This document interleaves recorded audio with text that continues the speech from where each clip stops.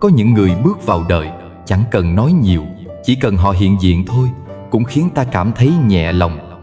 Họ không phô trương giàu có, không tranh giành đúng sai, không hơn thua với đời, nhưng cuộc sống của họ lại thông dong, bình an, gặp dữ hóa lành, gặp khó hóa nhẹ.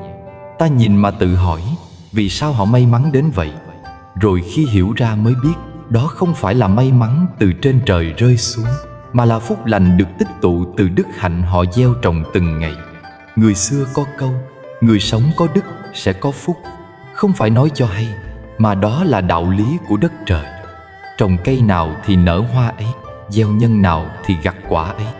Hôm nay ta sống tử tế, không để tâm hại ai, không làm điều trái lương tâm, thì mai này phúc khí ắt tìm về. Còn nếu tâm chất chứa sân hận, tham lam, toan tính hơn thua, thì dù có đạt được chút lợi trước mắt, sau cùng cũng chỉ là khổ tâm mà thôi. Nhìn vào cách một người ăn ở, tức là cách họ đối xử với người khác, cách họ giải quyết chuyện đời, cách họ giữ lòng mình trong sạch hay để lòng loạn động bởi tham dục, ta sẽ thấy rõ phúc đức của họ sâu cạn ra sao. Bởi đức không nằm ở điều lớn lao, mà nằm ở từng lời ta nói, từng việc ta làm, từng niệm khởi trong tâm. Có người hiền lương, gặp ai cũng dễ thương, nhưng không phải họ ngây thơ. Họ biết tất cả, thấy tất cả, chỉ là chọn cách không làm tổn thương ai. Họ chọn mềm mỏng thay vì sắc bén, chọn bao dung thay vì phán xét, chọn thiện ý thay vì cố chấp. Nhìn vào họ ta học được rằng có những thắng lợi không cần tranh, có những hạnh phúc không cần nắm chặt, có những điều muốn giữ thì phải biết buông bớt. Người sống có đức không bao giờ khoe mình tốt. Họ cứ lặng lẽ mà sống, lặng lẽ mà cho đi, lặng lẽ mà vuông trồng nội tâm. Họ không cần ai công nhận, vì họ biết phúc lành không phải do người đời ban tặng, mà do trời đất tự cân bằng. Ví như ai đó cho ta một nụ cười khi ta đang mệt mỏi, ai đó chịu đựng nhìn ta trong lúc ta đang nóng giận, ai đó chỉ cho ta đường đi trong lúc ta lạc lối. Những điều nhỏ bé ấy hóa ra lại là ánh sáng cứu rỗi tâm hồn ta. Vậy nếu ta cũng có thể làm được điều như vậy cho người khác, chẳng phải ta cũng là một nguồn sáng nhỏ sao? Người sống có đức không đặt mình là trung tâm của vũ trụ. Họ biết rằng ai rồi cũng mệt, ai rồi cũng khổ, ai cũng đang cố gắng sống tốt nhất có thể. Thế nên họ không vội trách, không vội giận, không vội kết luận hay dán nhãn một ai đó. Họ điềm nhiên vì họ hiểu rằng cuộc đời này rộng lớn lắm, và mỗi người đều đang chiến đấu với những nỗi niềm không ai nhìn thấy. Và chính sự điềm nhiên ấy trở thành phúc khí. Người càng hiền hòa, phúc càng tụ lại. Người càng sân hận, phúc càng rời xa. Có người hỏi, vì sao người tốt lại thường chịu thiệt? Thật ra, họ chỉ chịu thiệt ở bề ngoài, còn bên trong tâm họ rộng mở, bình an, chẳng có gì khiến họ lo sợ. Còn kẻ tham lam thắng được bề ngoài, nhưng bên trong tâm bất an, nghi ngờ, sợ mất, sợ trả giá. Vậy rốt cuộc ai mới là người thiệt?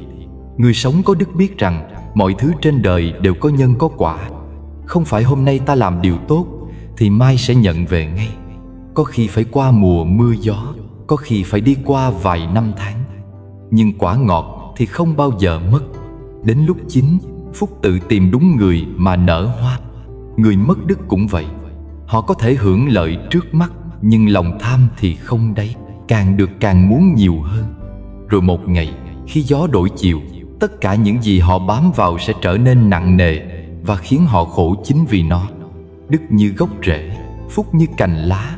Gốc rễ sâu thì cây mới xanh lâu. Còn nếu chỉ lo tô vẽ cành lá mà bỏ quên gốc rễ, thì cây sẽ héo từ lúc ta không hay biết. Người sống có đức thường biết giữ lời nói, vì họ hiểu một lời có thể cứu người, mà cũng có thể làm người ta tổn thương suốt đời. Cho nên họ chọn lời nhẹ nhàng, chân thành, không phán xét, không làm đau ai. Đó là trí. Người sống có đức cũng biết giữ tâm. Họ hiểu tâm là gốc của tất cả mọi hành động. Tâm an thì cảnh an, tâm tĩnh thì sống đời không thể dậy, tâm thiện thì đường đi tự sáng. Có người thấy họ chậm chạp, không bon chen, không tranh đoạt, nhưng đó không phải là yếu đuối.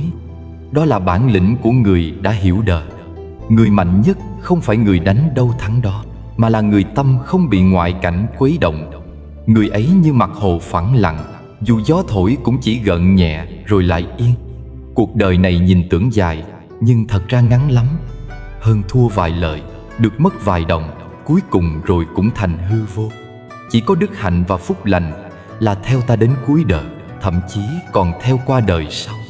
Vậy thì tại sao ta không sống chậm lại, nhìn sâu hơn, chọn hiền lành, chọn thiện tâm, chọn an nhiên? Không cần phải làm điều gì quá lớn lao để tích đức.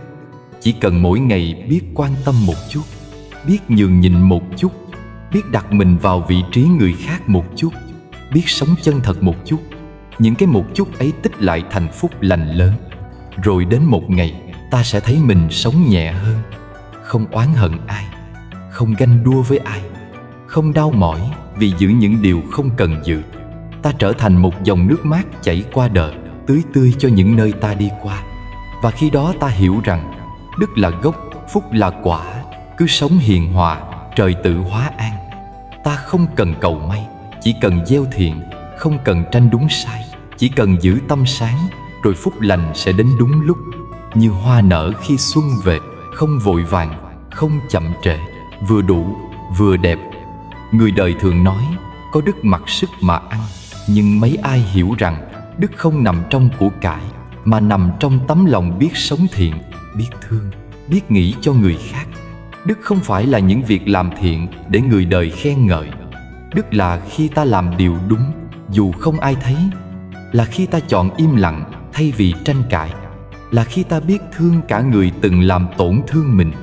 Người có đức không phải là người không bao giờ phạm sai lầm, mà là người biết nhìn thấy lỗi mình, biết cúi đầu trước lẽ phải, biết sửa từ trong tâm. Đức bắt đầu từ sự khiêm nhường, nở ra trong lòng từ bi và kết trái trong sự bình an.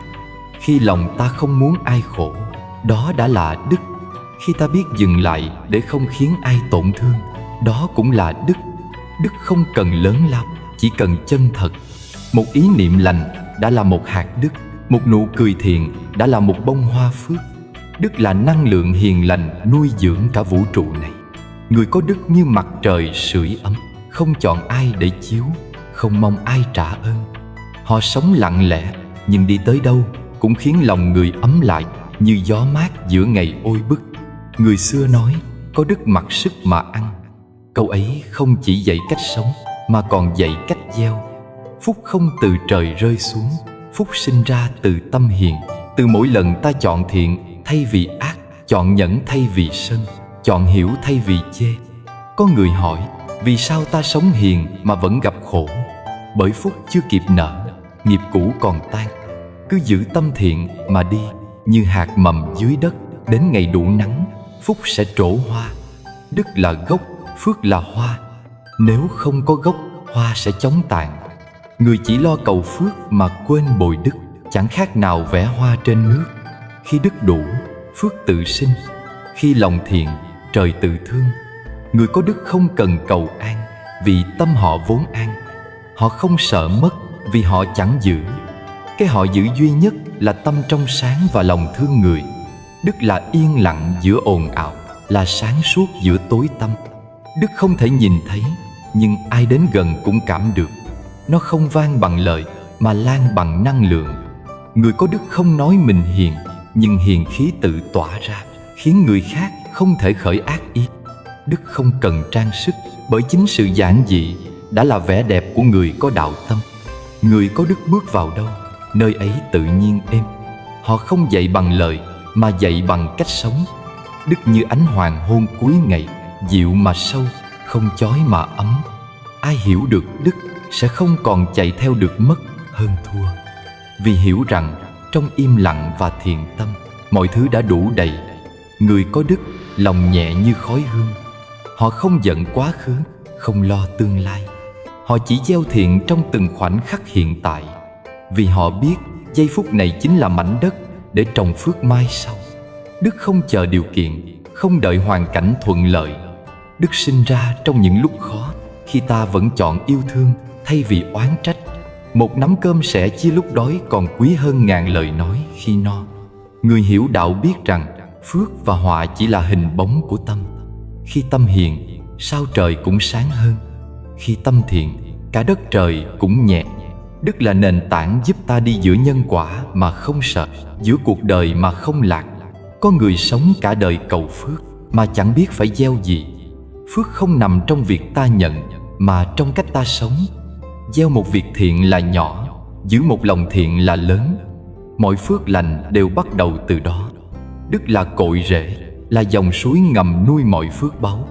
Không có đức, phước chẳng trụ lâu.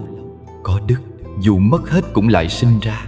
Người có đức không cần sợ đời đổi thay, vì họ đã đứng trong an lành của chính mình.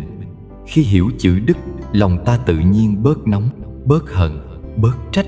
Ta sống hiền để nhẹ nghiệp, sống thiện để hóa duyên, sống có tâm để cảm hóa chính mình. Và từ đó, mọi khổ liền tan, mọi phước liền đến. Đức là cội nguồn của phước lành, là ánh sáng soi đường cho người đi trong đêm tối của nghiệp. Khi ta giữ được đức, phước tự tìm đến. Khi ta mất đức, phước cũng theo đó mà rời xa. Cho nên, muốn đổi vận, đừng cầu xa. Hãy quay về gieo đức. Một đời người chỉ cần giữ tâm hiền, lòng thiện, đó chính là phước lớn nhất. Khi đức đủ, nghiệp tan, phước nợ, và ông trời cũng tự đổi đường cho ta đi. Người có đức, nghiệp dữ cũng hóa lành, không phải vì họ tránh được hết khổ đau, mà vì trong tâm họ đã không còn tạo thêm khổ đau nữa. Đức là ánh sáng, mà nghiệp là bóng tối. Khi ánh sáng khởi lên, bóng tối nào còn chỗ trú ngụ. Nghiệp là kết quả của những gì ta đã nghĩ, đã nói, đã làm trong vô số kiếp trước. Có khi chỉ là một lời nói vô tình khiến ai đó tổn thương. Có khi là một niệm sân khởi lên làm hại lòng mình, mà đời sau ta lại gặp những điều chẳng như ý. Nhưng Đức Phật dạy rằng nghiệp không phải là xiềng xích vĩnh hằng. Nó chỉ là dòng nước chảy, mà tâm ta là con đập. Nếu đập biết mở đúng hướng, dòng nước vẫn có thể tưới mát ruộng đồng, thay vì cuốn đi nhà cửa. Tâm hôm nay chính là then chốt để hóa giải nghiệp ngày xưa. Người biết giữ tâm thiện, dẫu nghiệp cũ có sâu dày, cũng dần tan như sương gặp nắng. Bởi khi nội tâm sáng, những bóng mờ quá khứ chẳng còn bám được nữa. Giống như một hồ nước trong, bùn lắng xuống tự nhiên, chẳng cần ai khuấy động. Người có đức là người sống trong sự trong sáng ấy. Họ không sợ quá khứ, vì họ biết hiện tại là mảnh đất duy nhất có thể trồng lại hạt lành. Có một câu chuyện xưa kể rằng có vị hòa thượng mỗi ngày đều tụng kinh cho những linh hồn oan khuất. Có người hỏi ngài không sợ bị nghiệp của họ cuốn lấy sao? Hòa thượng cười hiền: khi tâm ta đầy lòng thương, oan hồn nào còn thấy bóng người để hại. Ngài nói, nghiệp chỉ dính vào nơi nào còn có gốc tối. Khi trong ta chỉ còn ánh sáng của từ bi, thì nghiệp dữ cũng hóa lành. Tâm tình, nghiệp tiêu, phúc sinh, ấy là lời Phật dạy trong kinh Nhân Quả. Khi tâm ta lắng, mọi nghiệp ác dần tan như mây mờ tan trước bình minh. Nhưng khi tâm ta loạn, mọi phước lành cũng theo đó mà tán. Cho nên, người biết giữ đức chẳng phải người chỉ biết làm thiện bằng tay, mà là người biết gìn giữ ý nghĩ và lời nói. Một niệm thiện khởi lên là một hạt giống phước. Một niệm ác tan đi là một nghiệp dữ tiêu trượt. Có người bảo họ làm thiện mãi mà đời vẫn khổ. Nhưng thiện không đủ để chuyển nghiệp nếu tâm còn vọng động, còn oán hờn, còn so đo. Làm thiện mà tâm không tịnh thì chẳng khác nào nước trong, nhưng chứa trong bình dơ. Còn người có đức là người làm mà không cầu báo, cho mà không kể công, nhẫn mà không khổ. Khi ấy, nghiệp dữ nào dám bén mảng, vì không còn chỗ để bám. Ta hãy nhìn đời như dòng sông. Dòng nước chảy qua đá nhọn, qua bùn lầy, nhưng nếu nước vẫn trong thì chẳng nơi nào khiến nó đục. Người có đức cũng vậy. Dẫu đời thử thách, dẫu người đời có gây hại, họ vẫn dùng tâm hiền mà cảm hóa.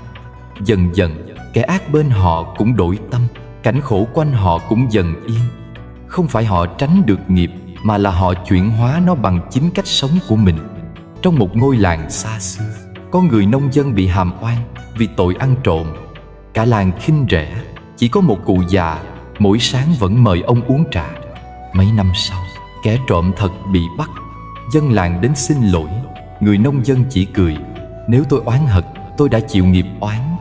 Nhưng tôi chọn im lặng, vì biết nghiệp không cần lợi, mà cần lòng. Chính sự hiền hòa của ông đã hóa dữ thành lành, hóa oan thành phúc. Đức Phật từng dạy rằng không có gì mạnh hơn tâm thiện. Dao có thể chém đá, nước có thể mài sỏi, nhưng chỉ có tâm thiện mới chuyển được nghiệp. Người có đức không phải người trốn tránh nghiệp, mà là người đối diện bằng tâm bình thản. Họ biết rằng nghiệp chỉ là bài học, không phải bản án. Mỗi lần chịu khổ là mỗi lần trả xong một phần nợ, nếu ta chịu trả bằng lòng an nhiên. Người đời hay cầu Phật tiêu nghiệp mà quên rằng chính tâm mình là Phật. Khi lòng tham giảm, sân hận tan, si mê không còn, thì đó chính là tiêu nghiệp. Không ai khác ngoài chính ta mới có thể chuyển nghiệp. Lời cầu nguyện chỉ mở cửa, nhưng bước qua cánh cửa ấy phải là hành động của mình. Hành động từ lòng hiền, từ ý thiện, từ đức sáng. Mỗi ngày hãy tập giữ tâm hiền như giữ đèn trong gió. Dù đời có phong ba, vẫn cố không để ngọn đèn ấy tắt. Khi gặp điều trái ý, thay vì oán trách, hãy nghĩ xem lòng mình có còn sáng. Khi ai làm tổn thương, thay vì phản kháng, hãy xem trong ta có đủ đức để hóa giải không. Mỗi khi làm được điều thiện nhỏ mà không mong ai thấy, đó là lúc ta đang tu đức. Người có đức thường ít nói, ít khoe, nhưng khí lành tỏa ra khiến ai cũng muốn gần. Họ bước vào đâu, nơi ấy lắng lại. Họ gặp ai, người ấy thấy dễ chịu, vì trong họ không còn góc nào chứa bóng tối. Khi sống như thế, nghiệp dữ tự lui. Không cần trốn tránh, không cần phép lạ, chỉ cần tâm lành đủ lớn, phước sẽ tự sinh, nghiệp sẽ tự hóa. Trong đời này, ai cũng mang một phần nghiệp, như ai cũng có bóng dưới chân. Nhưng nếu ta hướng về phía sáng, bóng tự nằm sau lưng. Người có đức là người biết đi về hướng sáng ấy. Không oán, không hận, không sân, chỉ lặng lẽ sống tốt, làm lành, nghĩ thiện. Mỗi bước đi là một nghiệp tan, mỗi hơi thở là một phước sinh. Đức là gốc, nghiệp là hoa. Khi gốc lành, hoa sẽ nở đẹp. Khi gốc mục, hoa sẽ tàn. Cho nên, muốn đổi nghiệp, đừng tìm cách đổi đời, hãy đổi tâm. Tâm hiền là mảnh đất nuôi dưỡng phước. Tâm ác là lửa đốt ruộng công đức. Ai biết giữ đức, người đó tự có trời trợ. Trời ở trong tâm, không ở trên cao. Khi lòng người sáng, vạn vật cũng thuận theo. Và cuối cùng, hãy nhớ, nghiệp nào cũng có thể hóa nếu tâm biết hướng thiện. Phật dạy, nước dơ không cần đổ bỏ, chỉ cần thêm nước trong. Cũng vậy, tâm nhiễm không cần oán, chỉ cần thêm lòng từ. Càng sống hiền, nghiệp càng mỏng. Càng biết thương, phước càng dày. Cho nên, đừng sợ nghiệp cũ, chỉ sợ tâm nay không sáng. Hãy dùng mỗi ngày như một lần tắm gội cho tâm, rửa sạch những bụi phiền não, để ánh sáng đức hạnh soi chiếu khắp nơi. Khi ấy, dẫu nghiệp dữ có đến, nó cũng cúi đầu mà đi. Vì trong ngôi nhà có ánh sáng, bóng tối chẳng còn chỗ trú. Trong đời, có những điều không như ta mong, có những lời khiến tim ta nhói, có những hành động khiến lòng ta dậy sóng. Nhưng người có đức lớn không lấy oán để đáp oán, không lấy giận để đối giận. Họ chọn im lặng, không phải vì yếu đuối, mà vì hiểu rằng cơn giận như ngọn lửa, hễ bùng lên là thiêu rụi cả những điều tốt đẹp trong ta. Nhẫn không phải là sự chịu đựng khổ sở, mà là nghệ thuật của tâm an. Nhẫn không phải cam chịu, mà là giữ tâm không oán. Người đời thường lẫn lộn giữa nhẫn và nhịn. Nhịn là tạm thời dằn lòng, còn nhẫn là gốc đức đã vững đến mức không bị lay. Nhẫn là khi bị xúc phạm mà lòng không dấy lên sóng hận, là khi gặp nghịch cảnh mà mắt vẫn bình thản nhìn đời như dòng sông chảy, không hề oán trách. Người có đức biết rằng mọi chuyện đến với ta đều có nhân duyên, có khi là để trả nghiệp, có khi là để dạy ta biết ơn. Có người nói nhẫn là khổ, nhưng thật ra khổ không phải do nhẫn, mà do chưa hiểu nhận. Khi ta còn muốn thắng, còn muốn hơn, còn muốn phải, thì lòng ta vẫn bị trói. Còn khi nhẫn trong hiểu biết, trong từ bi, ta thấy lòng nhẹ đi như mây bay qua núi. Nhẫn là một thứ sức mạnh mềm, nhưng lại bền bỉ hơn cả thép. Không ai thấy được sức mạnh ấy bằng mắt, chỉ có thể cảm bằng sự bình yên trong tâm mình. Người có đức lớn không nóng nảy. Họ biết rằng một niệm sân là đốt cháy phúc bao năm. Nhiều người làm thiện cả đời, Chỉ một lần sân hận đã phá tan công đức tích tụ. Sân như lửa, còn đức như hương. Lửa chỉ cháy một lúc, nhưng có thể thiêu hương thành tro. Cho nên, người hiểu đạo khi bị xúc phạm, họ mỉm cười. Khi bị hiểu lầm, họ lặng thinh. Không phải họ không biết, mà vì họ đã hiểu sâu nhân quả.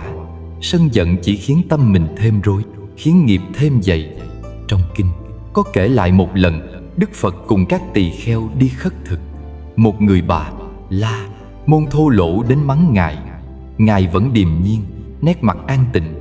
Khi người kia hết lời, Đức Phật mới nói: nếu có ai đem tặng vật đến, người kia không nhận, thì vật ấy thuộc về ai? Người Bà La thuộc về người đem đến. Phật mỉm cười: ta không nhận lời ông, nên những lời mắng ấy vẫn là của ông. Nghe vậy, người kia sững người, tâm tự hối cải.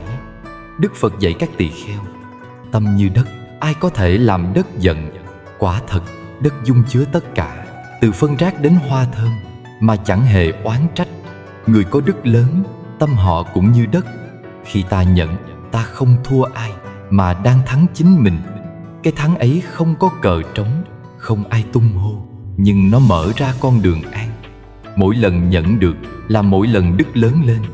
Mỗi lần bớt nóng nảy là mỗi lần phước được thêm dày. Nhiều người cầu phước mà quên rằng nhẫn chính là cội nguồn của phước. Nhẫn là giữ cho lòng không nhiễm bụi. Nhẫn là giữ cho đức không bị hao.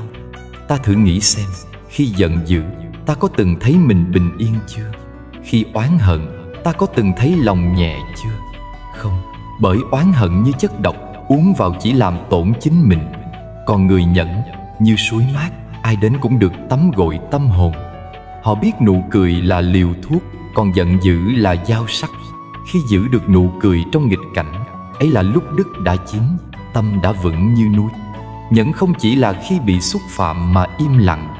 Nhẫn còn là khi ta biết chờ đợi, biết lùi một bước để tiến ngàn bước. Nước mềm nhưng mài được đá, bởi nước kiên nhẫn. Cây chịu gió mà không gãy, vì rễ sâu. Người có đức lớn cũng như thế. Họ không vội phán xét, không hấp tấp tranh phần, mà để thời gian làm rõ mọi điều. Sự bình thản của họ chính là sức mạnh lớn nhất. Trong Kinh Pháp Cú có câu: chiến thắng vạn quân không bằng chiến thắng chính mình. Thắng người chỉ là tạm, thắng tâm mới là vĩnh cửu. Khi giận ai đó, hãy tự hỏi người kia có đáng để ta mất bình an không? Thường thì không. Mọi cơn giận đều vô ích. Khi ta buông giận, ta đang giữ phúc. Khi ta nhẫn, ta đang gieo đức. Nhẫn cũng là sự hiểu biết sâu sắc rằng mọi việc đều có nhân duyên.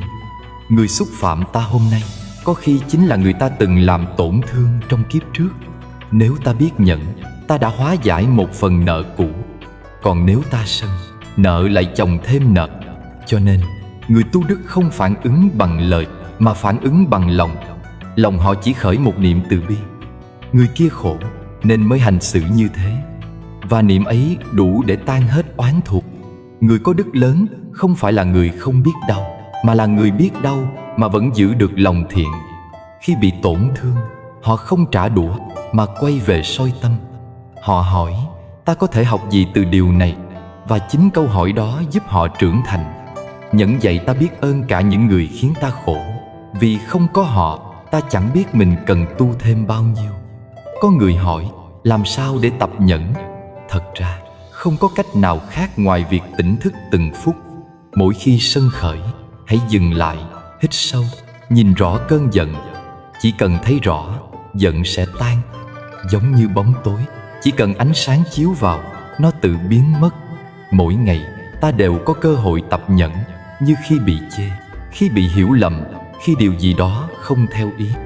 Nếu mỗi lần như thế ta chọn im lặng thay vì phản ứng, thì từng chút đức trong ta sẽ dày thêm. Người có đức lớn nhìn đâu cũng thấy thương. Thấy người nóng giận, họ không trách mà thấy tội. Thấy kẻ vô minh, họ không chê mà thấy thương. Vì họ biết ai cũng đang đi qua con đường của nghiệp riêng. Người chưa hiểu thì còn dễ sân, người hiểu rồi thì chỉ còn lòng từ. Khi tâm ta như đất, lời ai ném đến cũng chỉ như hạt bụi. Khi tâm ta như nước, lửa sân nào có thể cháy lâu. Khi tâm ta như gió, chẳng có gì giữ được bước chân. Và khi tâm ta như ánh sáng, bóng tối tự lui. Nhẫn là con đường để đưa ta đến tâm ấy. Cuối cùng, hãy nhớ, nhẫn không khiến ta yếu đi, mà khiến ta mạnh theo cách của bậc trí. Bởi người trí biết rằng giận một người là tự thiêu mình bằng lửa của họ. Còn người có đức dù bị xúc phạm vẫn giữ được nụ cười, vẫn nói lời từ tốn, vẫn điềm nhiên như mây trời. Nhẫn là đức của trời, là phước của người, là con đường để nghiệp dữ hóa lành, để khổ thành an, để bóng tối hóa sáng. Nhẫn là ngọn đèn không bao giờ tắt trong đêm bão. Khi ta biết thắp ngọn đèn ấy trong lòng, mọi giông gió đều trở thành bài học, mọi tổn thương đều trở thành nhân duyên. Người có đức lớn là người đi qua sóng gió mà vẫn giữ được bình yên trong tâm. Và chính bình yên ấy là phước báu lớn nhất đời người. Có những người đi giữa cuộc đời mà tâm nhẹ như gió, không phải vì họ ít chuyện để lo, mà vì họ biết buông. Biết buông không phải là bỏ mặc, cũng chẳng phải yếu đuối hay trốn chạy. Buông là khi ta đủ hiểu để không còn níu giữ điều không thuộc về mình. Người biết buông ấy là người có trí, mà trí đó sinh ra từ lòng đức, từ sự hiểu sâu rằng mọi thứ đến rồi đi, như mây bay qua đỉnh núi, như nước chảy qua khe đá, chẳng gì có thể nắm giữ mãi trong tay. Trong kinh dạy, người không tranh, trời tự giúp. Người biết dừng, phúc tự đến. Câu nói ấy nhẹ mà sâu, như một dòng nước mát rửa trôi mọi khổ tâm. Bởi càng tranh giành, càng cố hơn thua, ta càng rơi vào lưới của vô minh. Còn khi biết dừng, biết buông, tâm liền sáng, trí liền sinh, phúc liền đến. Vì sao vậy? Vì trong khoảnh khắc ta chịu lùi một bước, sóng gió cũng theo đó mà lặng đi. Người có đức lớn không phải là người nắm được nhiều, mà là người buông được nhiều. Họ có thể đứng giữa sóng đời, nhưng tâm vẫn an như mặt hồ phẳng. Họ hiểu rằng nếu ta còn nắm chặt, bàn tay sẽ đau. Còn nếu ta mở lòng, vạn vật tự nhiên đi vào và đi ra mà không vướng víu. Đức không nằm ở của cải, danh vọng hay quyền thế, mà nằm ở chỗ ta biết dừng lại trước cơn giận, biết mỉm cười khi bị hiểu lầm, biết lặng yên khi lòng người đang dậy sóng. Có người từng hỏi, làm sao để buông một nỗi oán khi trong tim còn đầy thương tổn? Đức Phật dạy, hãy nhìn sâu vào nỗi oán đó, như nhìn vào một đứa trẻ đang khóc. Khi thấy được gốc rễ của nó là sự sợ hãi, là vô minh, là nỗi đau chưa được ôm ấp, ta sẽ tự khởi lòng thương. Và khi có thương, giận tự tan. Khi có hiểu, hận tự biến. Buông chính là hiểu, hiểu chính là thương, và thương là đức đang nảy nở trong tâm. Người biết buông không sợ mất, bởi họ hiểu chẳng có gì thật sự thuộc về ta. Thân này rồi cũng tan, danh này rồi cũng tàn. Chỉ có tâm hiền lành, đức thiện mới là hành trang theo ta qua muôn kiếp. Cho nên, càng biết buông, ta càng giàu có trong tâm. Càng biết dừng, ta càng có phúc lớn. Đời vốn không lấy của ai điều gì, chỉ đòi lại những chấp trước mà ta lỡ ôm. Hãy thử một ngày không tranh, không hơn thua, chỉ lặng nhìn người và việc như mây trôi trên trời. Lúc ấy, con sẽ nhận ra nhiều điều từng tưởng to hóa ra nhỏ, nhiều chuyện từng tưởng quan trọng hóa ra chẳng đáng bận lòng. Cái buông đầu tiên là buông trong tâm, chứ không phải buông ở ngoài. Khi tâm dừng lại, cảnh liền lặng yên. Có người buông được tiền của, nhưng không buông được một lời nói. Có người buông được danh, nhưng không buông được một ánh nhìn. Bởi vậy, buông không chỉ là hành động, mà là một sự trưởng thành trong tâm. Khi con không còn cần ai phải hiểu mình, khi con thôi tìm cách chứng minh mình đúng, thì đó là lúc con thật sự đang buông. Và chính khi ấy, đức trong con đang lớn lên từng ngày. Người có trí, có đức không lấy việc thắng thua làm chuẩn mực, mà lấy sự bình an làm thước đo. Họ có thể thua trong mắt đời, nhưng lại thắng trong lòng mình. Bởi người không tranh với ai, cũng chẳng bị ai làm khổ. Người ấy đi qua mọi ồn ào, mà tâm vẫn như suối trong, chẳng dính bụi trần. Đức ấy không ai ban cho, mà chính là do ta rèn luyện mỗi ngày bằng cách biết buông đúng lúc. Hãy nhớ, mỗi khi con buông được một điều khiến tâm nặng, chính là con đang gieo thêm một hạt đức mới. Một lời tha thứ, một lần im lặng, một lần nhường nhìn, đó đều là những đóa hoa nở trong vườn tâm. Người đời thường lo trồng cây ngoài vườn nhà, nhưng bậc trí lo trồng đức trong lòng. Bởi đức là bóng mát che nắng hạn của nghiệp, là nước lành tưới mát cội phúc lâu bền. Cuộc đời như dòng sông, càng chống lại dòng chảy, ta càng mỏi. Nhưng khi biết thuận theo, nước lại đưa ta đi nhẹ nhàng. Buông chính là thuận, thuận chính là đức. Hãy để tâm mình trôi theo dòng thiện lành. Đừng cưỡng, đừng níu, đừng ép. Khi buông, con không mất gì cả, chỉ mất đi khổ đau, còn lại là an nhiên. Cho nên, người biết buông không phải người yếu, mà là người mạnh nhất. Họ đủ sức để không phản ứng, đủ trí để không chấp, đủ lòng để không oán. Họ giống như cánh sen giữa bùn, không sợ dơ, cũng không cần sạch, chỉ lặng lẽ tỏa hương. Đức lớn là ở đó, là trong cái nhìn bao dung, trong nụ cười hiền hậu, trong bước chân nhẹ giữa đời vô thường. Ngày hôm nay, con thử buông một điều khiến con nặng lòng. Có thể là một nỗi giận, một lời hờn, một nỗi tiếc. Chỉ cần một điều thôi. Rồi ngày mai thêm một điều nữa. Mỗi lần buông, con đang dọn sạch thêm một chút bụi trong tâm.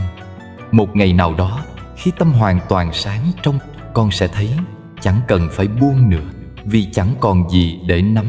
Lúc ấy, con mới thật sự tự do. Buông là đức, vì nó giữ tâm con trong sáng. Buông là trí, vì nó giúp con thấy rõ vô thường. Và buông là phúc, vì trong sự buông ấy, con đang gieo hạt an lành cho chính mình và cho người. Khi ta không tranh, trời tự giúp. Khi ta biết dừng, phúc tự đến. Khi ta biết buông, nghiệp tự hóa lành. Và khi lòng con đã lặng, con sẽ nghe được tiếng Phật trong chính hơi thở của mình. Có những vết thương không nhìn thấy bằng mắt, nhưng lại nằm sâu trong tâm người, chỉ bởi một lời nói. Có những nụ cười nở ra giữa khổ đau, cũng chỉ nhờ một lời lành được buông ra đúng lúc. Lời nói tưởng chừng nhẹ như gió thoảng, nhưng lại có thể cứu người hoặc giết người, tạo phúc hoặc tạo nghiệp. Như một mũi tên có thể xuyên qua trái tim, hoặc như giọt nước lành có thể tưới mát cõi khô. Đức đôi khi không nằm trong việc ta làm gì, mà nằm ngay trong từng lời ta thốt ra. Một người có đức không chỉ là người hiền trong hành động, mà còn là người hiền trong lời nói. Lời họ nói ra có thể khiến người nghe thấy an, thấy được thương, thấy được soi sáng. Họ nói không để hơn thua, không để chứng minh, mà để cảm hóa, để chia sẻ, để xoa dịu. Bởi họ hiểu rằng mỗi lời nói là một hạt giống gieo vào tâm người khác. Hạt lành thì nảy mầm an vui, hạt ác thì sinh ra khổ não. Trong kinh Phật dạy, khẩu nghiệp là một trong 3 nghiệp mạnh nhất. Một câu nói sai, một lời ác khẩu có thể khiến ta kết oán bao kiếp. Nhưng một lời chân thành, một câu nhẹ nhàng lại có thể hóa giải oan khiên, chuyển thù thành bạn. Vì thế, người có trí luôn giữ lời, người có đức luôn giữ miệng. Họ biết rằng im lặng đúng lúc là một cách tu, nói đúng lời là một cách độ. Một lời hiền lành là một phước. Mỗi khi ta nói lời khiến người khác an lòng, đó là ta đang tạo phúc. Còn nếu ta nói lời khiến người khác đau, dù vô tình hay cố ý, đó là ta đang tạo nghiệp. Người nói lời ác không khác gì người gieo gai trên đường, chính họ sẽ là người đầu tiên vấp ngã. Còn người nói lời lành như người rải hoa, đi đến đâu cũng thơm hương phúc đức. Có người hỏi, làm sao để giữ miệng trong cơn giận? Đức Phật từng dạy, hãy im lặng như đất. Đất bị dẫm, bị đổ rác, nhưng đất không giận. Đất ôm hết vào lòng, rồi hóa chúng thành hoa, thành quả. Nếu tâm ta cũng như đất, thì lời nói ra sẽ tự nhiên nhẹ như mây. Khi giận, ta nên im, vì trong lúc ấy, ma của sân hận đang nắm lấy lưỡi ta. Một lời nói ra khi tâm chưa tịnh, chẳng khác nào mũi tên bắn đi, không thể thu lại. Người có đức luôn chọn lời nói như chọn hoa dân Phật. Họ không nói nhiều, nhưng mỗi lời đều có hương lành. Họ nói để người nghe được an, không để người nghe thấy thua. Họ nói bằng tâm yêu thương, không bằng trí khôn khéo. Bởi họ biết lời nói chỉ có sức mạnh khi phát ra từ lòng thiện. Một lời nhỏ thôi, nhưng nếu khởi từ bi tâm, cũng có thể khiến người đang tuyệt vọng tìm lại niềm tin. Có một lần, có người hỏi Đức Phật, làm sao để tránh khẩu nghiệp? Ngài chỉ mỉm cười và đáp, nói ít, nghe nhiều, và khi nói, hãy để lời mình có thể mang lại bình an. Câu dạy ấy giản dị, nhưng đủ để soi sáng một đời người. Nói ít để tâm không phóng ra ngoài, nghe nhiều để hiểu người, để biết mình. Và nói chỉ khi lời nói đó là chiếc cầu nối hai tâm hồn, chứ không phải bức tường chia hai con người. Đôi khi ta không cố ý làm tổn thương ai, nhưng lời ta thiếu chánh niệm, thiếu từ bi cũng đủ khiến người khác khổ. Có những lời nói không ác nhưng vô tâm, có những câu nói không sai nhưng không đúng lúc. Bởi vậy, tu trong lời nói chính là tu trong từng khoảnh khắc của ý niệm. Trước khi nói, ta hãy dừng lại một nhịp, nhìn xem lời ấy mang lại an hay mang lại loạn. Nếu an, hãy nói; nếu loạn, hãy lặng. Người có đức nói lời nhu hòa, không cứng, không gấp. Giọng nói của họ khiến người nghe thấy yên, thấy gần gũi, như được ôm trong vòng tay của từ bi. Dù là góp ý hay khuyên bảo, họ vẫn chọn cách nói khiến người nghe không tổn thương. Bởi họ hiểu ai cũng có cái tôi, mà cái tôi rất dễ bị đau. Nếu muốn gieo thiện, phải gieo bằng cách khiến người khác mở lòng, chứ không phải khép lại. Có người suốt ngày niệm Phật, tụng kinh, nhưng lại nói lời nặng, lời cay. Kinh đi qua miệng mà không qua tâm, Phật ở trên môi mà không ở trong lòng, thì làm sao có đức? Đức nằm ở chỗ ta biết giữ lời. Lời nói ra là hương tâm, mà hương ấy thiện hay ác, phúc hay họa, đều do ta chọn. Một người có thể tu cả đời mà vẫn không chứng quả, chỉ vì chưa tu được cái miệng của mình. Người xưa có câu: họa từ miệng mà ra, phúc từ miệng mà sinh. Khi ta khen ai thật lòng, đó là phúc. Khi ta nói lời biết ơn, đó là phúc. Khi ta im lặng trước điều sai để giữ hòa khí, đó cũng là phúc. Mỗi lời ta nói ra, nếu gieo được bình an cho người khác, thì bình an ấy sẽ quay lại với ta. Vì thế, đừng xem nhẹ lời nói. Nó là tấm gương phản chiếu nội tâm của con người. Thực hành lời nói có đức không khó, chỉ cần 3 bước nhỏ. Thứ nhất, nói ít. Khi nói ít, tâm tự lắng. Thứ hai, nghe nhiều. Khi nghe nhiều, trí tự sáng. Thứ ba, nói khi lời nói ấy có thể khiến người khác bớt khổ. Nếu không, im lặng vẫn là lựa chọn của bậc trí. Im lặng không phải là trốn tránh, mà là cách giữ cho tâm mình không tạo thêm nghiệp. Mỗi ngày, hãy thử một lần nói lời lành. Có thể là một câu chào, một lời khen, hay chỉ là một câu cảm ơn. Hãy để lời mình là ánh sáng, không phải mũi tên. Khi ta nói bằng tâm thương, người nghe sẽ cảm nhận được ngay, không cần hoa mỹ. Một lời thiện có thể cứu người và cứu luôn chính mình. Bởi khi nói lành, tâm ta cũng đang trở nên lành. Cuộc đời vốn ngắn, khổ đau đã nhiều, xin đừng làm khổ nhau thêm bằng lời nói. Mỗi lời ta buông ra, hãy để nó như cánh hoa rơi, nhẹ nhàng, đẹp đẽ, không gây tổn thương. Đó chính là đức trong lời. Và khi con biết dùng lời nói như dùng hương hoa, đời con sẽ tự tỏa sáng, không cần tìm kiếm phước ở đâu xa.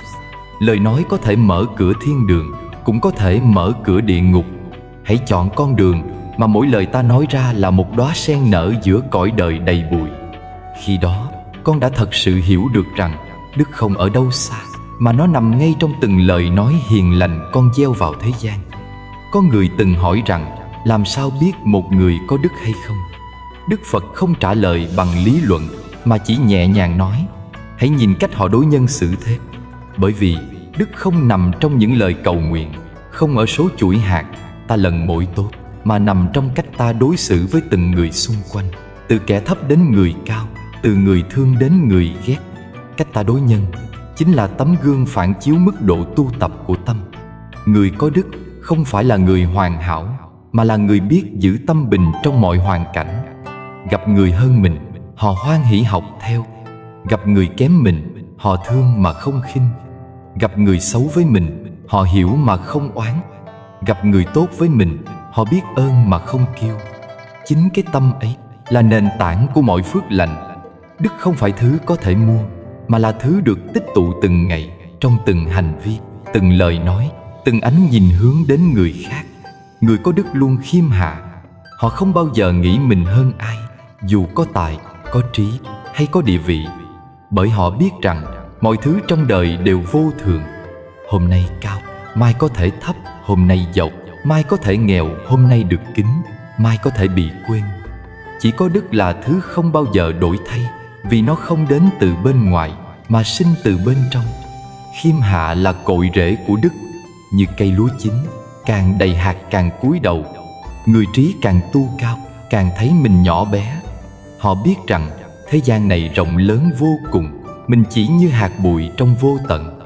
Vì thế họ không tranh giành, không tự cao, không chê bai ai.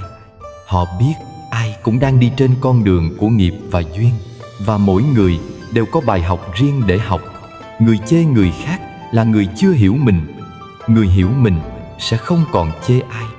Có một câu chuyện cổ xưa kể rằng có một nhà hiền triết nổi tiếng được vua mời đến triều để giảng đạo. Khi ông bước vào cung, vua đứng dậy nghênh đón. Ngài là bậc đạo cao đức trọng, đáng được ta kính trọng. Vị hiền triết mỉm cười, cúi đầu thật sâu rồi đáp: Tâu bệ hạ, người biết cúi đầu, trời sẽ nâng lên. Câu nói ấy nhẹ như làn gió, nhưng chứa đựng một trí tuệ sâu thẳm. Trong cuộc đời, người càng biết cúi đầu, càng được trời nâng đỡ. Bởi khi ta hạ mình, đức tự sinh. Khi ta ngẩng cao quá mức, phúc tự tiêu. Đức không nằm trong lời cầu, mà nằm trong cách sống. Người ngày đêm cầu phúc, nhưng tâm không biết nhường, không biết thương, thì phúc nào đến được. Còn người chẳng cầu gì, chỉ sống chân thành, biết kính trên nhường dưới, thì phúc sẽ tự theo họ như bóng theo hình. Lời cầu chỉ là âm thanh, cách sống mới là năng lượng. Và chính năng lượng ấy mới cảm hóa được trời đất, khiến nghiệp cũ hóa lành, khiến vận mệnh thay đổi. Trong đối nhân xử thế, có hai điều quan trọng nhất: biết lắng nghe và biết tôn trọng. Khi ta nghe người khác nói mà không phán xét, là ta đang gieo một hạt đức. Khi ta biết tôn trọng, dù người kia chẳng hơn gì ta, là ta đang vun một gốc phúc. Có người tưởng rằng nói nhiều, làm nhiều mới là tu, nhưng thật ra chỉ cần sống biết chừng mực, biết yêu thương, đó đã là một cách tu cao nhất. Đôi khi chỉ cần một ánh mắt, một cử chỉ cũng đủ nói lên đức của một người. Người có đức không cần nói lời to tát, chỉ một hành động nhỏ cũng đủ khiến người khác cảm thấy được thương, được an. Họ đi đâu, người ta cũng thấy dễ chịu, vì quanh họ tỏa ra năng lượng hiền hòa. Họ không ép ai sống theo họ, cũng không tranh cãi đúng sai, mà chỉ lặng lẽ sống theo lẽ phải, như ngọn đèn nhỏ tỏa sáng trong đêm, không ồn ào nhưng sáng mãi. Có người nghĩ để có đức phải làm những việc lớn lao, giúp người nghèo, xây chùa, bố thí. Nhưng thật ra đức được tạo ra ngay từ những việc rất nhỏ. Một nụ cười thay cho lời trách, một lời xin lỗi khi mình sai, một lần nhường đường khi đi, một cái nghe trọn vẹn khi người khác nói. Đức không ở đâu xa, nó nằm trong từng cử chỉ của đời sống thường ngày. Khi đối nhân xử thế, hãy nhớ rằng mỗi người ta gặp đều là một tấm gương soi lại chính mình. Nếu ta thấy họ khó chịu, có lẽ vì trong ta còn cái khó chịu. Nếu ta thấy họ dễ thương, là vì trong ta đã có lòng thương. Cuộc đời luôn phản chiếu nội tâm ta, nên đối nhân với người khác thực chất là đang đối nhân với chính mình. Đối người bằng thiện, ta sẽ nhận thiện. Đối người bằng ác, ta sẽ chuốc khổ. Đó là luật tự nhiên, không cần cầu, không cần xin, chỉ cần sống đúng. Có người nói, tôi sống thật, ai sao tôi vậy? Nhưng thật không phải là nói gì làm nấy theo cảm xúc, mà là sống thật với lòng từ, với trí tuệ, với sự hiểu biết. Sống thật mà làm người khác đau, đó không phải thật, đó là vô minh.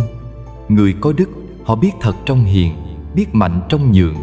Họ hiểu rằng thắng người không bằng thắng mình, và làm người khác phục không bằng khiến họ được an. Nếu một ngày con gặp người nặng lời, đừng vội giận, hãy xem họ như tấm gương soi lại tâm mình.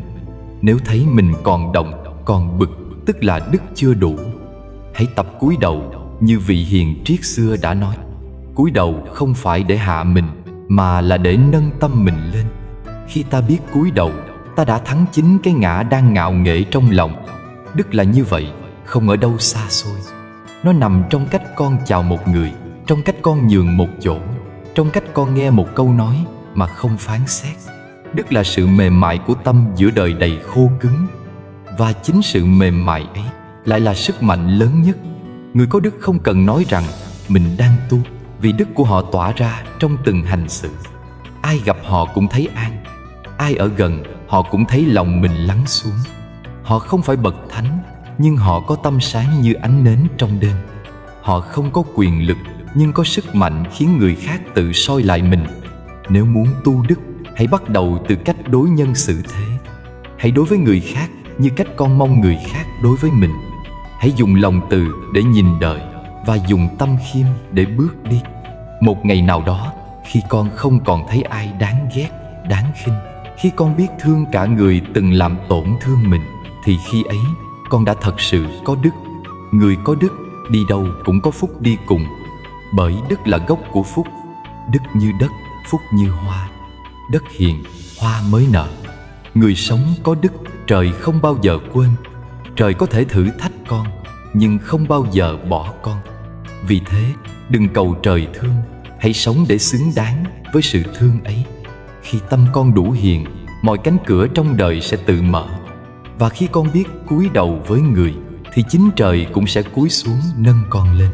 Có một điều Đức Phật từng dạy, rằng gốc của mọi phước là tâm biết ơn. Một người nếu không biết tri ân và báo ân, dẫu có làm bao nhiêu việc thiện, phúc vẫn khó bền lâu. Vì sao vậy?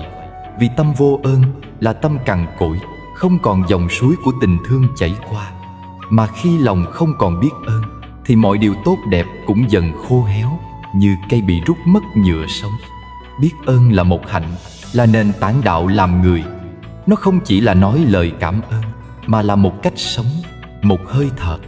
Biết ơn cha mẹ, ta sẽ nói năng mềm mỏng hơn, hành xử hiền lành hơn, bởi trong ta luôn nhớ rằng có hai con người đã từng thức trắng nhiều đêm chỉ để ta được an lành. Biết ơn thầy tổ, ta sẽ không kiêu mạn, vì hiểu rằng mình hôm nay một phần từ ân giáo hóa của người đi trước. Biết ơn những ai từng giúp đỡ, ta sẽ không oán hận cuộc đời, bởi thấy quanh mình vẫn có quá nhiều bàn tay nâng đỡ. Trong kinh có nói, người không biết ơn là người dễ đánh mất phúc báo. Vì sao? Vì khi vô ơn, tâm ta khép lại, năng lượng thiện lành không thể lưu thông. Mỗi khi ta khởi niệm chê trách hay quên đi ân nghĩa, là một lần ta tự đứt dòng phước của chính mình. Trời đất vốn công bằng, người nào còn biết quỳ đầu cảm ơn, người ấy còn được chở che. Người nào ngẩng cao đầu trong kiêu ngạo, người ấy sẽ dần xa ánh sáng từ bi. Có một câu chuyện xưa kể rằng, một người học trò đến hỏi vị thiền sư rằng: "Thưa thầy, tu thế nào để có phúc lớn?" Vị thiền sư mỉm cười, chỉ tay xuống đất, bảo hãy quỳ xuống cảm ơn mảnh đất này. Học trò ngạc nhiên, hỏi đất làm gì cho con mà phải cảm ơn?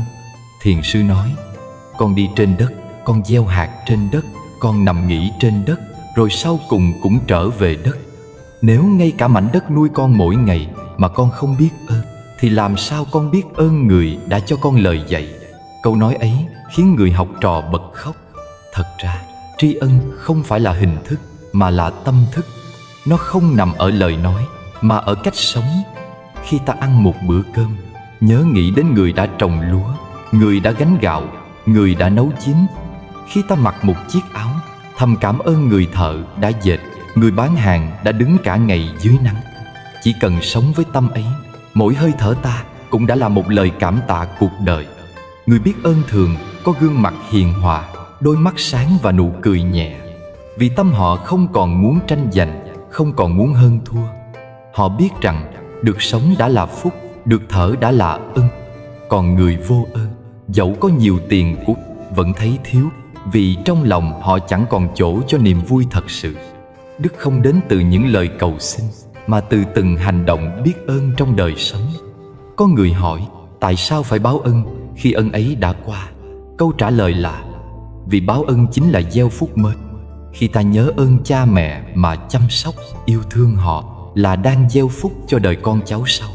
Khi ta tri ân thầy tổ bằng cách sống đúng lời dạy, là đang nối dài dòng chảy trí tuệ cho nhân gian.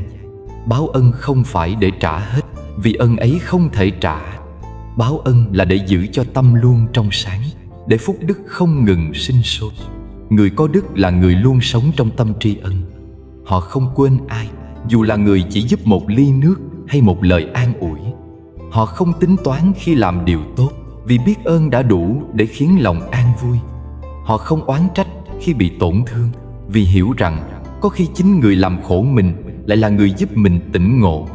Tâm biết ơn như ngọn đèn, soi rọi bóng tối vô minh, giúp ta không rơi vào hận thù và chấp trước. Đức Phật dạy, người biết ơn có 3 điều phước lớn. Một là được trời đất che chở, vì năng lượng cảm ơn tương ưng với năng lượng từ bi của vũ trụ. Hai là được lòng người thương mến, vì ai ở gần người biết ơn cũng cảm thấy ấm áp. Ba là tự tâm an ổn, vì khi biết ơn, ta không còn mong cầu, không còn oán hận. Hãy thử mỗi tối ngồi yên, nhắm mắt quán chiếu lại ngày đã qua. Nghĩ đến cha mẹ mình, dù còn hay đã mất. Nghĩ đến những người từng giúp đỡ ta, dù chỉ là một lần. Nghĩ đến những lời dạy từng mở đường trong tâm. Khi ấy, ta sẽ thấy trong lòng mình có một dòng nước ấm chảy qua, rửa sạch những muộn phiền, những hờn giận, những sân si còn sót lại. Đó chính là năng lượng của tri ân. Năng lượng có thể làm tan chảy nghiệp cũ và hóa giải bao phiền não. Người biết ơn không dễ khổ, vì họ luôn thấy dù đời có nhiều điều trái ý, vẫn có muôn điều đáng quý. Họ không trách gió, vì gió giúp lá bay. Họ không trách mưa, vì mưa giúp hoa nở. Họ không trách người làm mình đau, vì chính người đó khiến họ trưởng thành. Tri ân không chỉ là lời nói, mà là sự chấp nhận và buông xả sâu thẳm. Nhiều người chạy đi cầu phúc, cầu an, cầu tài, nhưng lại quên rằng phúc bắt đầu từ một lời cảm ơn chân thật. Cầu trời, nhưng lòng không biết ơn cha mẹ thì trời khó nghe thấy.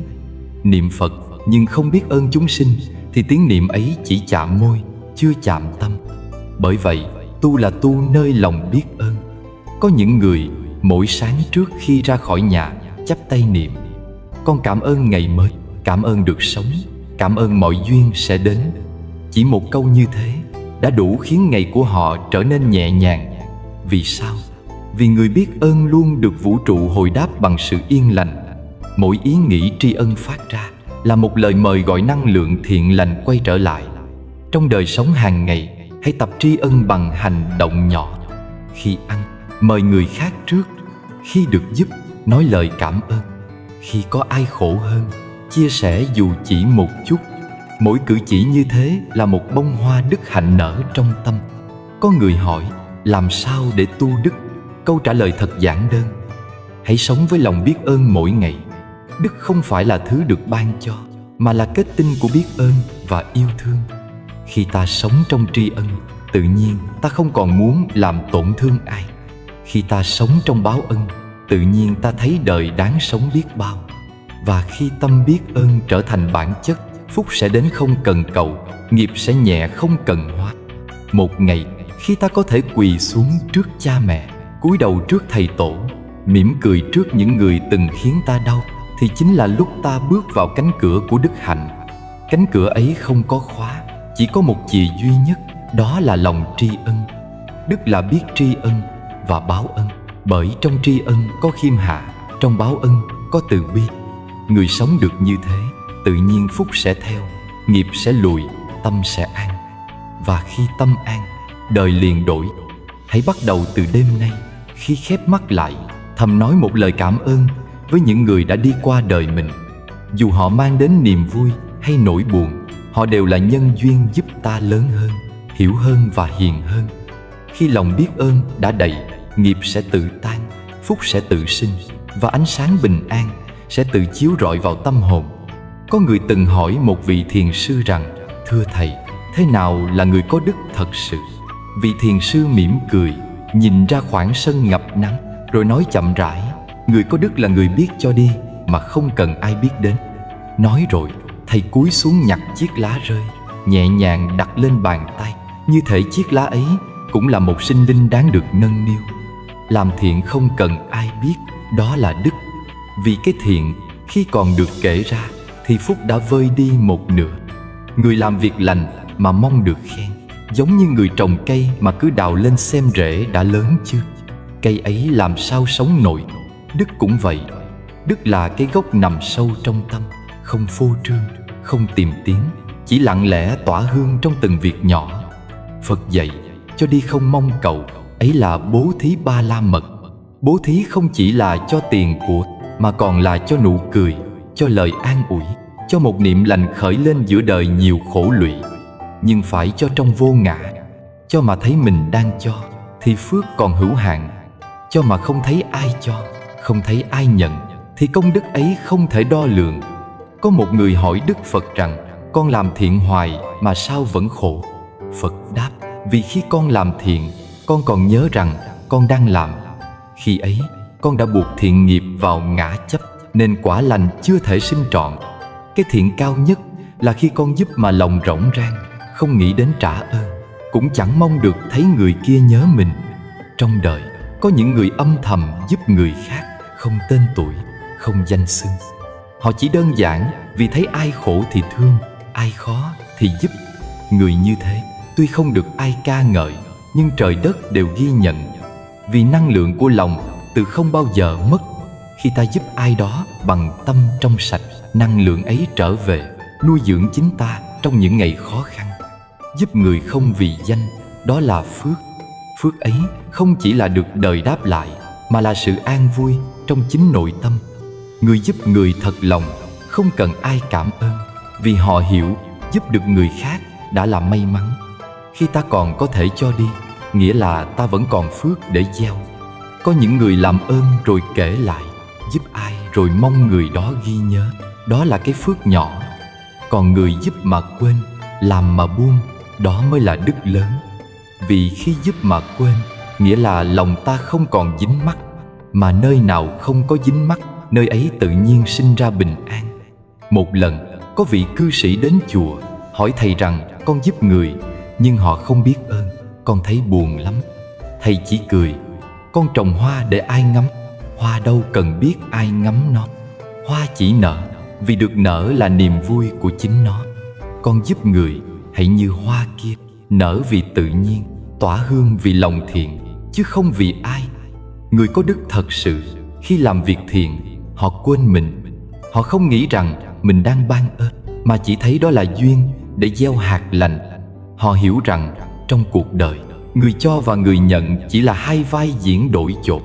Hôm nay ta giúp người, ngày mai có khi chính ta được người giúp lại. Mọi thứ đều vận hành trong dòng nhân quả mềm mại và công bằng. Có khi ta chỉ giúp người bằng một lời động viên, một ánh mắt cảm thâm, nhưng đối với người đang tuyệt vọng, điều ấy có thể là chiếc phao cứu sinh.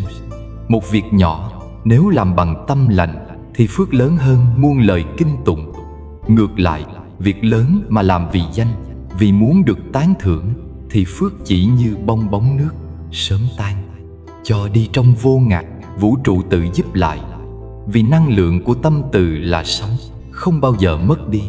Khi ta khởi niệm lành, vũ trụ đáp lại bằng những nhân duyên lành. Khi ta mở lòng cho đi, cuộc sống tự mở ra những cánh cửa mới. Có khi phúc không đến ngay, nhưng sẽ đến đúng lúc ta cần nhất. Có người cả đời làm thiện, không mong quả báo. Họ chỉ đơn giản sống tử tế, vì thấy thương người là tự nhiên như thở. Người như thế càng cho đi, càng an lạc. Còn người làm thiện mà chờ đáp đền, càng làm càng mệt, vì phước hóa thành gánh nặng trong tâm. Đức không nằm ở số lần ta làm điều tốt, mà ở tâm thái khi ta làm. Nếu lòng còn muốn được khen, được nhớ, thì đó là phước nhỏ. Nếu lòng chỉ muốn thấy người khác bớt khổ, thì đó là đức lớn. Phước nuôi thân, đức nuôi tâm. Người có đức dẫu sống nghèo vẫn an nhiên, vì lòng không vướng bụi danh. Trong kinh dạy rằng khi bố thí có 3 điều quan trọng: người cho, người nhận và vật cho. Nhưng nếu cả ba đều không còn chấp ngã, nghĩa là không thấy mình là người cho, không thấy ai là người nhận, không thấy vật gì được trao, thì đó chính là bố thí ba la mật. Khi ấy, lòng người hòa cùng lòng trời, phước đức không còn đo đếm. Thầy tôi từng nói, khi ta giúp người trong vô ngã, đó là khi ta đang giúp chính mình. Vì mỗi khi làm việc thiện, năng lượng thiện trong ta tăng lên, bóng tối trong ta giảm đi. Khi ta cứu ai đó khỏi khổ đau, chính ta đang giải thoát một phần khổ đau trong tâm mình. Giúp người không chỉ là hành động, mà còn là con đường tu tập. Có những buổi chiều, thầy tôi hay đi quanh làng, dọn những cành cây ngã bên đường. Có người thấy vậy hỏi, thầy làm thế để ai thấy sao? Thầy cười hiền, ta dọn vì lòng thấy cần dọn, không ai thấy cũng chẳng sao. Bởi nếu làm gì cũng cần người thấy, thì làm sao thấy được chính mình? Câu nói ấy nhẹ như gió mà sâu như tiếng chuông trong tâm. Thật ra, Mỗi khi ta cho đi mà không cần nhận lại là một lần ta bước gần hơn đến tự do. Vì lúc ấy ta đã thoát khỏi cái tôi muốn nắm giữ, muốn sở hữu, muốn được khen. Người biết cho đi như thế càng sống càng nhẹ, càng đi càng xa. Họ không sợ bị lợi dụng, vì họ hiểu không ai có thể lấy mất phước của người cho trong vô ngã. Đức Phật từng nói, người bố thí với tâm không cầu báo, phước như biển không cùng. Bởi phước ấy không chỉ dành cho kiếp này, mà còn theo ta qua vô lượng đời sau. Khi giúp người bằng tâm không ngã, thì trong khoảnh khắc ấy ta đã chạm vào bản thể của từ bi, nơi không còn tôi và người, chỉ còn một dòng thương yêu lan tỏa. Hãy nhớ, cho đi không làm ta nghèo, chỉ làm ta đầy hơn. Bởi phúc không bao giờ cạn trong tay người biết mở lòng. Người càng sợ mất càng khổ, người càng cho đi càng an. Vì cho đi chính là cách buông bỏ, và buông bỏ chính là tự do. Nếu có thể, mỗi ngày hãy làm một việc thiện mà không ai biết, giúp ai đó mà không nói ra, chia sẻ điều gì mà không cần ghi công. Làm được như thế, tâm sẽ nhẹ như mây. Khi ấy, phước đức trong ta lặng lẽ sinh sôi như hạt nắng trên lá non. Không ai nhìn thấy, nhưng cả khu vườn đều ấm. Làm thiện không cần ai biết, đó là đức. Giúp người không vì danh, đó là phước. Và khi cho đi mà lòng không mong cầu, ấy chính là bố thí ba la mật. Người biết cho trong vô ngã sẽ được vũ trụ hồi đáp bằng muôn duyên lành, bằng bình an, bằng hạnh phúc không tên. Rồi một ngày ta sẽ hiểu, người được ta giúp không phải ai khác, mà chính là ta trong hình dạng khác. Bởi mọi chúng sinh đều liên hệ với nhau bằng sợi chỉ vô hình của nhân duyên. Khi ta nâng ai đó dậy là nâng chính phần thiện trong mình. Khi ta lau nước mắt cho người là đang rửa sạch phiền não trong tâm. Đức là vậy, không rực rỡ, không ồn ào, chỉ như ánh trăng soi giữa đêm, như dòng nước chảy dưới đất, âm thầm mà nuôi dưỡng cả ngàn sinh mệnh. Người có đức là người biết cho đi trong lặng lẽ, sống vì người mà chẳng cầu danh. Và khi ấy, họ chẳng cần tìm phúc, vì phúc đã nằm trong chính hơi thở bình yên của họ rồi. Có một lần, có vị đệ tử hỏi Đức Phật rằng: Bạch Thế Tôn, con thấy nhiều người học rộng, nói hay, nhưng sao vẫn khổ? Lại có người hiền lành, nhân hậu, mà sao đời cứ lận đận? Đức Phật nhìn ông, mỉm cười nói: Vì người có trí mà thiếu đức thì dễ rơi vào kiêu mạn, còn người có đức mà thiếu trí thì dễ bị đời làm tổn thương. Muốn an vui thật sự, phải có cả trí tuệ và từ bi. Lời ấy đến nay vẫn còn nguyên giá trị. Đức là gốc của phúc, trí là ánh sáng dẫn đường cho đức. Người có đức mà thiếu trí giống như dòng sông trong mà không biết hướng chảy, có thể tràn bờ, có thể mất nước. Người có trí mà thiếu đức như con thuyền có buồm nhưng không có la bàn, chỉ cần một cơn gió nhẹ là lạc mất phương hướng. Đức nuôi trí, trí giữ phúc. Vì đức là lòng thiện, còn trí là sự sáng suốt, để lòng thiện ấy không bị lầm đường. Nếu chỉ có lòng thương mà không có trí, dễ sa vào mê lầm, bị người khác lợi dụng, bị cảm xúc dắt đi. Nếu chỉ có trí mà không có lòng thương, thì con người trở nên lạnh lùng, lý trí đến vô tình, giỏi suy tính nhưng thiếu nhân học. Phật dạy rằng trí tuệ như ngọn đèn, từ bi như dầu. Đèn sáng là nhờ dầu, mà dầu chỉ phát huy khi có lửa trí tuệ thắp lên. Nếu có trí mà không có từ bi, ngọn đèn sớm tắt vì thiếu dưỡng chất. Nếu có từ bi mà không có trí, ngọn đèn không sáng nổi giữa đêm u tối. Trong đời, có người học nhiều kinh sách, hiểu sâu đạo lý, nhưng chỉ dùng để hơn thua, phán xét người khác. Đó là trí không có đức. Trí ấy chẳng khác gì lưỡi dao sắc, cắt được mọi thứ, nhưng cũng làm chính mình bị thương. Còn có người hiền lành, luôn giúp đỡ người, nhưng không biết phân biệt thiện ác, không biết giữ giới, nên bị người đời lợi dụng, khiến lòng tốt trở thành khổ hạnh. Đó là đức không có trí. Người có đức thật sự, khiêm nhường mà không ngu, bao dung mà không yếu. Họ dùng trí để soi sáng lòng mình, biết khi nào nên nói, khi nào nên im, biết khi nào nên tiến, khi nào nên lui. Người có trí thật sự, từ bi mà không nhu nhược, kiên định mà không cứng nhắc. Trí và đức trong họ hòa quyện, như nước và trăng trong hồ, không thể tách rời. Có lần, một vị vua đến hỏi Đức Phật: làm sao để trị quốc an dân? Đức Phật đáp, muốn trị quốc phải dùng trí để hiểu dân, dùng đức để cảm hóa dân. Trí khiến người ta tin, đức khiến người ta yêu. Câu nói ấy cũng là đạo lý cho mỗi người trong đời sống. Muốn được người tin phải có trí, muốn được người thương phải có đức. Khi tâm có đức, trí tuệ tự mở. Vì lòng thiện là mảnh đất tốt cho hạt giống trí tuệ nảy mầm. Một tâm đầy sân hận, ganh tị thì không thể thấy rõ điều gì, vì tâm ấy luôn mờ đục. Chỉ khi lòng lặng, tâm hiền, trí mới soi được như nước trong soi trăng. Đức nuôi trí, nghĩa là lòng thiện giúp trí không lạc vào sai đường. Người thông minh mà không có đức dễ biến trí thành mưu, dùng hiểu biết để phục vụ cái tôi. Họ tưởng mình khôn ngoan, nhưng thật ra đang bị trí đánh lừa. Vì trí mà không có đức chỉ là trí thế gian, biết làm sao để thắng người khác, nhưng không biết làm sao để thắng chính mình. Trí giữ phúc, nghĩa là trí giúp cho đức được trọn vẹn, giúp cho phước không bị tiêu. Người có trí sẽ biết cách hành thiện mà không phung phí phúc, biết cách gieo lành mà không sinh chấp ngại. Trí như người giữ vườn, biết khi nào nên tưới, khi nào nên cắt tỉa, để cây đức được xanh tươi lâu dài. Khi ta hành thiện, trí sẽ nhắc ta đừng để lòng mong cầu chen vào. Khi ta gặp oan trái, trí sẽ dạy ta đây là nghiệp cũ, đừng sân. Khi ta thành công, trí lại khẽ nói hãy khiêm nhường. Khi ta khổ, trí thì thầm mọi sự rồi sẽ qua. Chính nhờ trí mà đức được bền, nhờ đức mà trí được sáng. Một người tu hành nếu chỉ giữ giới mà không quán chiếu, dễ trở nên chấp pháp.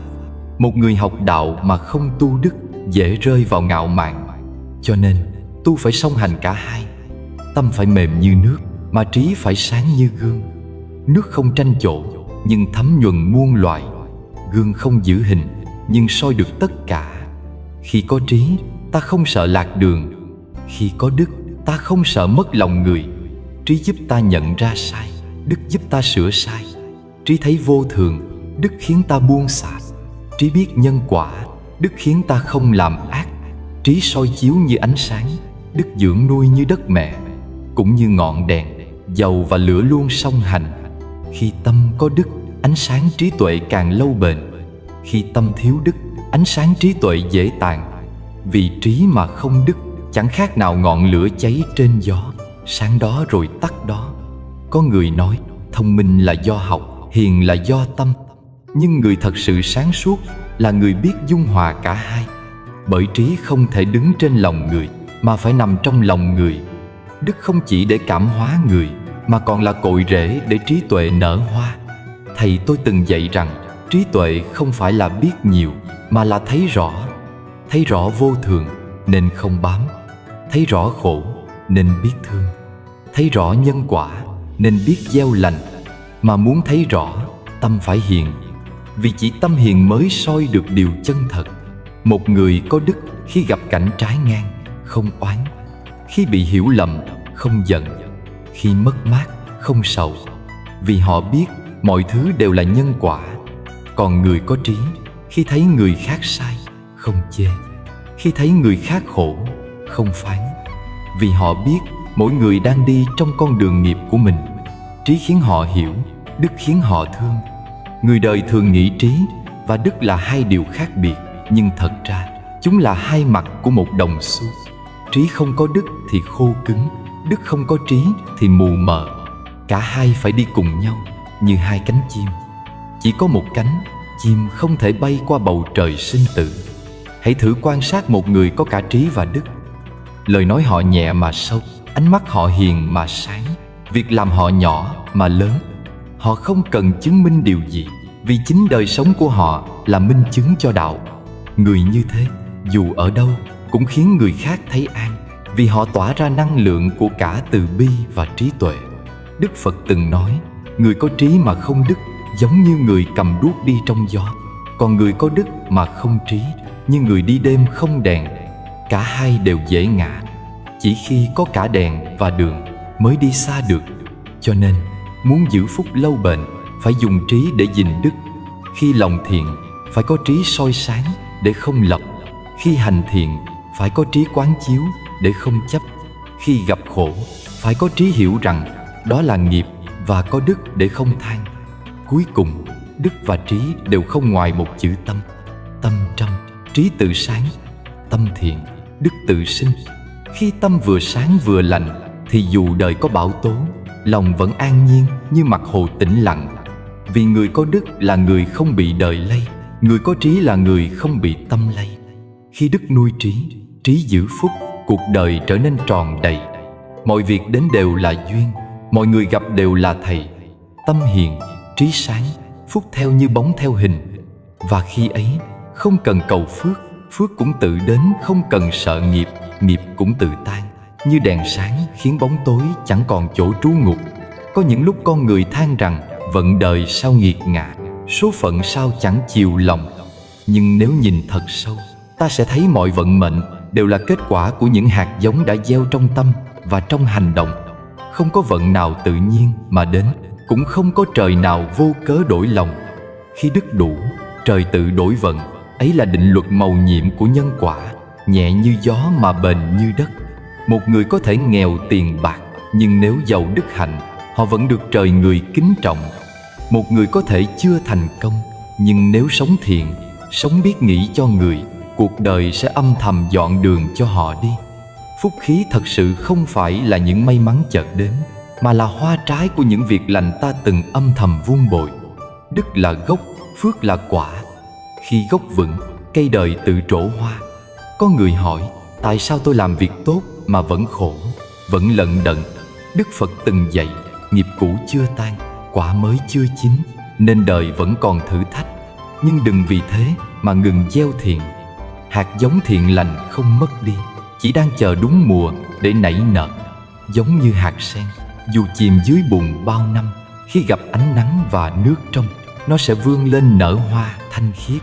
Phúc cũng vậy, đến muộn không có nghĩa là không đến, chỉ là đang đến trong sự tinh luyện của thời gian. Khi tâm thiện đủ lớn, cảnh sẽ tự đổi. Đây không phải là lời an ủi, mà là chân lý của đời sống. Khi tâm chuyển, năng lượng xung quanh ta cũng đổi. Một người luôn oán trách, thấy gì cũng là khổ, nhưng người biết tri ân, đi đâu cũng thấy ánh sáng. Tâm như tấm gương, phản chiếu điều mình mang trong lòng. Nếu trong gương là thiện, thế giới ngoài kia cũng sáng trong. Nếu trong tâm đầy tham, sân, si, thì dù ở nơi đẹp nhất cũng thấy đời mệt mỏi. Có người nghèo mà vẫn hạnh phúc bởi họ biết đủ. Có người giàu mà vẫn khổ bởi họ chưa từng biết dừng. Đức là biết dừng khi lòng tham khởi, biết lắng khi sân giận dâng. Người có đức không phải là người hoàn hảo, mà là người biết tỉnh giữa muôn duyên, biết quay về với cái tâm hiền lành sẵn có. Một câu chuyện xưa kể rằng, có người nông dân nghèo mỗi ngày đều dâng lên chùa một bông hoa dại. Khi hỏi vì sao, ông nói rằng không có gì quý hơn, chỉ có lòng thành. Nhiều năm sau, khi ông mất, cả làng đều kể rằng hôm đó hoa dại nở khắp đường, mùi hương lan nhẹ như khói trầm. Người ta bảo đó là phúc lành của một tấm lòng thuần hậu, của một đời sống chân thành không toan tính. Đức như nước chảy âm thầm, nhưng nuôi mát cả cánh đồng nhân sinh. Người có đức không mong người khác biết, không cần ai khen.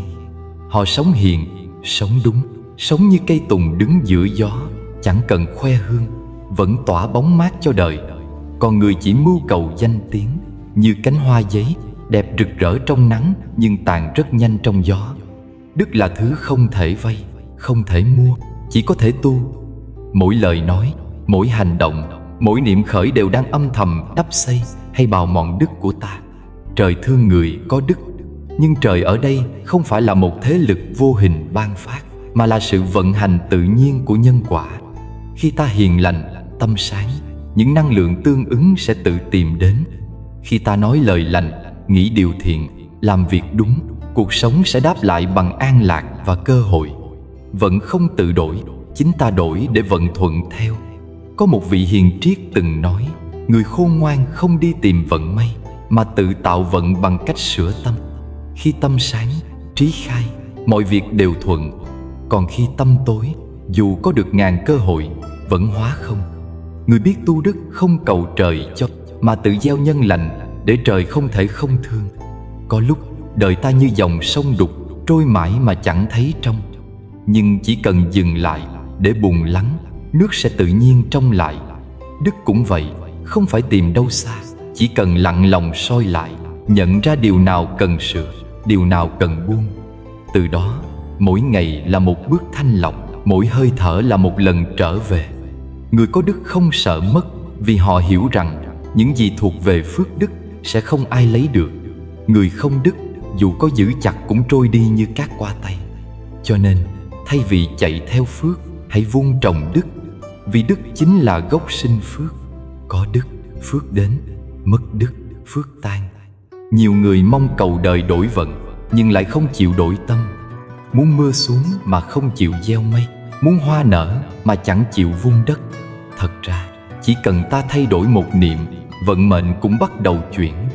Một lời xin lỗi chân thành có thể hóa giải oán hận. Một hành động thiện lành có thể mở ra cánh cửa phúc. Vận đến từ tâm, chẳng từ đâu khác. Đức Phật từng dạy, người có tâm thiện như hạt châu sáng, dù bị bùn phủ, ánh sáng vẫn không mất. Khi đức đủ, ánh sáng ấy tự chiếu ra ngoài, khiến người khác cũng được soi rọi. Đó là lý do vì sao có những người chỉ cần gặp họ, ta đã thấy lòng nhẹ lại. Họ không nói nhiều, không phô trương, chỉ hiện diện như một làn gió mát giữa trưa nắng, khiến người khác cảm thấy an yên. Người có đức, trời thương; người tu tâm, đất hộ. Câu nói ấy không phải để tôn vinh đạo đức một cách hình thức, mà là lời nhắc rằng khi sống hiền, ta hòa vào dòng chảy của vũ trụ. Thiên địa không bỏ người có tâm lành. Cỏ cây, chim muôn, mưa nắng, tất cả đều thuận theo người biết thuận với đạo. Có người từng hỏi thầy ơi, làm sao để đức của mình đã đủ? Thầy mỉm cười đáp, khi con không còn thấy ai đáng ghét, không còn điều gì đáng hận, khi con thấy lòng mình nhẹ như mây, ấy là đức đã đủ. Đức không đo bằng của cải, danh vọng hay số người thương ta, mà đo bằng sự an nhiên trong tâm. Cho nên, con người tu không phải để được, mà để bớt tham, bớt giận, bớt sân si, để tâm đủ rộng cho yêu thương và trí tuệ cùng nở. Khi ấy, vận đời không còn là điều để sợ, mà là dòng chảy để ta học cách buông xuôi trong tỉnh thức. Khi đức đủ, trời tự đổi vận. Không cần cầu may, không cần van xin, chỉ cần sống thiện, sống đúng, sống hiền. Vì vũ trụ không bỏ sót một hạt giống lành nào. Cứ gieo đi, rồi một ngày gió thuận sẽ đưa hoa phúc nở đúng mùa. Người có đức đi đâu cũng gặp duyên lành, dù bước giữa giông bão vẫn có bàn tay vô hình che chở. Và khi ấy ta mới hiểu sâu lời Phật dạy, người tu tâm không cần sợ đời, người có đức không cần sợ vận. Người có đức, nghiệp dữ cũng hóa lành, không phải vì họ tránh được hết khổ đau, mà vì trong tâm họ đã không còn tạo thêm khổ đau nữa. Đức là ánh sáng, mà nghiệp là bóng tối. Khi ánh sáng khởi lên, bóng tối nào còn chỗ trú ngụ. Nghiệp là kết quả của những gì ta đã nghĩ, đã nói, đã làm trong vô số kiếp trước. Có khi chỉ là một lời nói vô tình khiến ai đó tổn thương, có khi là một niệm sân khởi lên làm hại lòng mình, mà đời sau ta lại gặp những điều chẳng như ý. Nhưng Đức Phật dạy rằng nghiệp không phải là xiềng xích vĩnh hằng, nó chỉ là dòng nước chảy, mà tâm ta là con đập. Nếu đập biết mở đúng hướng, dòng nước vẫn có thể tưới mát ruộng đồng thay vì cuốn đi nhà cửa. Tâm hôm nay chính là then chốt để hóa giải nghiệp ngày xưa. Người biết giữ tâm thiện, dẫu nghiệp cũ có sâu dày, cũng dần tan như sương gặp nắng. Bởi khi nội tâm sáng, những bóng mờ quá khứ chẳng còn bám được nữa. Giống như một hồ nước trong, bùn lắng xuống tự nhiên, chẳng cần ai khuấy động. Người có đức là người sống trong sự trong sáng ấy.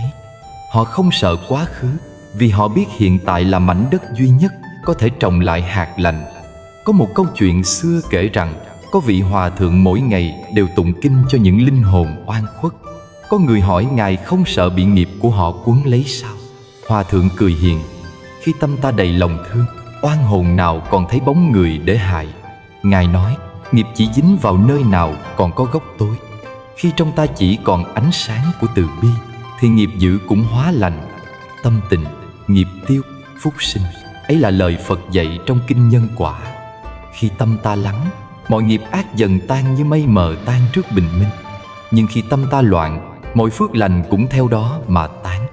Cho nên, người biết giữ đức chẳng phải người chỉ biết làm thiện bằng tay, mà là người biết gìn giữ ý nghĩ và lời nói. Một niệm thiện khởi lên là một hạt giống phước, một niệm ác tan đi là một nghiệp dữ tiêu trượt. Có người bảo họ làm thiện mãi mà đời vẫn khổ. Nhưng thiện không đủ để chuyển nghiệp nếu tâm còn vọng động, còn oán hờn, còn so đo. Làm thiện mà tâm không tịnh thì chẳng khác nào nước trong, nhưng chứa trong bình dớp. Còn người có đức là người làm mà không cầu báo, cho mà không kể công, nhẫn mà không khổ. Khi ấy, nghiệp dữ nào dám bén mảng, vì không còn chỗ để bám. Ta hãy nhìn đời như dòng sông. Dòng nước chảy qua đá nhọn, qua bùn lầy, nhưng nếu nước vẫn trong thì chẳng nơi nào khiến nó đục. Người có đức cũng vậy. Dẫu đời thử thách, dẫu người đời có gây hại, họ vẫn dùng tâm hiền mà cảm hóa. Dần dần, kẻ ác bên họ cũng đổi tâm, cảnh khổ quanh họ cũng dần yên. Không phải họ tránh được nghiệp, mà là họ chuyển hóa nó bằng chính cách sống của mình. Trong một ngôi làng xa xưa, có người nông dân bị hàm oan vì tội ăn trộm. Cả làng khinh rẻ, chỉ có một cụ già mỗi sáng vẫn mời ông uống trà. Mấy năm sau, kẻ trộm thật bị bắt. Dân làng đến xin lỗi. Người nông dân chỉ cười: nếu tôi oán hận, tôi đã chịu nghiệp oán. Nhưng tôi chọn im lặng, vì biết nghiệp không cần lợi mà cần lòng. Chính sự hiền hòa của ông đã hóa dữ thành lành, hóa oan thành phúc. Đức Phật từng dạy rằng không có gì mạnh hơn tâm thiện. Dao có thể chém đá, nước có thể mài sỏi, nhưng chỉ có tâm thiện mới chuyển được nghiệp. Người có đức không phải người trốn tránh nghiệp, mà là người đối diện bằng tâm bình thản. Họ biết rằng nghiệp chỉ là bài học, không phải bản án. Mỗi lần chịu khổ là mỗi lần trả xong một phần nợ, nếu ta chịu trả bằng lòng an nhiên. Người đời hay cầu Phật tiêu nghiệp mà quên rằng chính tâm mình là Phật. Khi lòng tham giảm, sân hận tan, si mê không còn, thì đó chính là tiêu nghiệp. Không ai khác ngoài chính ta mới có thể chuyển nghiệp. Lời cầu nguyện chỉ mở cửa, nhưng bước qua cánh cửa ấy phải là hành động của mình. Hành động từ lòng hiền, từ ý thiện, từ đức sáng. Mỗi ngày hãy tập giữ tâm hiền như giữ đèn trong gió. Dù đời có phong ba, vẫn cố không để ngọn đèn ấy tắt. Khi gặp điều trái ý, thay vì oán trách, hãy nghĩ xem lòng mình có còn sáng. Khi ai làm tổn thương, thay vì phản kháng, hãy xem trong ta có đủ đức để hóa giải không. Mỗi khi làm được điều thiện nhỏ mà không mong ai thấy, đó là lúc ta đang tu đức. Người có đức thường ít nói, ít khoe, nhưng khí lành tỏa ra khiến ai cũng muốn gần. Họ bước vào đâu, nơi ấy lắng lại. Họ gặp ai, người ấy thấy dễ chịu, vì trong họ không còn góc nào chứa bóng tối. Khi sống như thế, nghiệp dữ tự lui. Không cần trốn tránh, không cần phép lạ, chỉ cần tâm lành đủ lớn, phước sẽ tự sinh, nghiệp sẽ tự hóa. Trong đời này, ai cũng mang một phần nghiệp, như ai cũng có bóng dưới chân. Nhưng nếu ta hướng về phía sáng, bóng tự nằm sau lưng. Người có đức là người biết đi về hướng sáng ấy. Không oán, không hận, không sân, chỉ lặng lẽ sống tốt, làm lành, nghĩ thiện. Mỗi bước đi là một nghiệp tan, mỗi hơi thở là một phước sinh. Đức là gốc, nghiệp là hoa. Khi gốc lành, hoa sẽ nở đẹp. Khi gốc mục, hoa sẽ tàn. Cho nên, muốn đổi nghiệp, đừng tìm cách đổi đời, hãy đổi tâm. Tâm hiền là mảnh đất nuôi dưỡng phước. Tâm ác là lửa đốt ruộng công đức. Ai biết giữ đức, người đó tự có trời trợ. Trời ở trong tâm, không ở trên cao. Khi lòng người sáng, vạn vật cũng thuận theo. Và cuối cùng, hãy nhớ, nghiệp nào cũng có thể hóa nếu tâm biết hướng thiện. Phật dạy, nước dơ không cần đổ bỏ, chỉ cần thêm nước trong. Cũng vậy, tâm nhiễm không cần oán, chỉ cần thêm lòng từ. Càng sống hiền, nghiệp càng mỏng. Càng biết thương, phước càng dày. Cho nên, đừng sợ nghiệp cũ, chỉ sợ tâm nay không sáng. Hãy dùng mỗi ngày như một lần tắm gội cho tâm, rửa sạch những bụi phiền não, để ánh sáng đức hạnh soi chiếu khắp nơi. Khi ấy, dẫu nghiệp dữ có đến, nó cũng cúi đầu mà đi. Vì trong ngôi nhà có ánh sáng, bóng tối chẳng còn chỗ trú. Trong đời, có những điều không như ta mong, có những lời khiến tim ta nhói, có có những hành động khiến lòng ta dậy sóng. Nhưng người có đức lớn không lấy oán để đáp oán, không lấy giận để đối giận. Họ chọn im lặng, không phải vì yếu đuối, mà vì hiểu rằng cơn giận như ngọn lửa, hễ bùng lên là thiêu rụi cả những điều tốt đẹp trong ta. Nhẫn không phải là sự chịu đựng khổ sở, mà là nghệ thuật của tâm an. Nhẫn không phải cam chịu, mà là giữ tâm không oán. Người đời thường lẫn lộn giữa nhẫn và nhịn. Nhịn là tạm thời dằn lòng, còn nhẫn là gốc đức đã vững đến mức không bị lay. Nhẫn là khi bị xúc phạm mà lòng không dấy lên sóng hận, là khi gặp nghịch cảnh mà mắt vẫn bình thản nhìn đời như dòng sông chảy, không hề oán trách.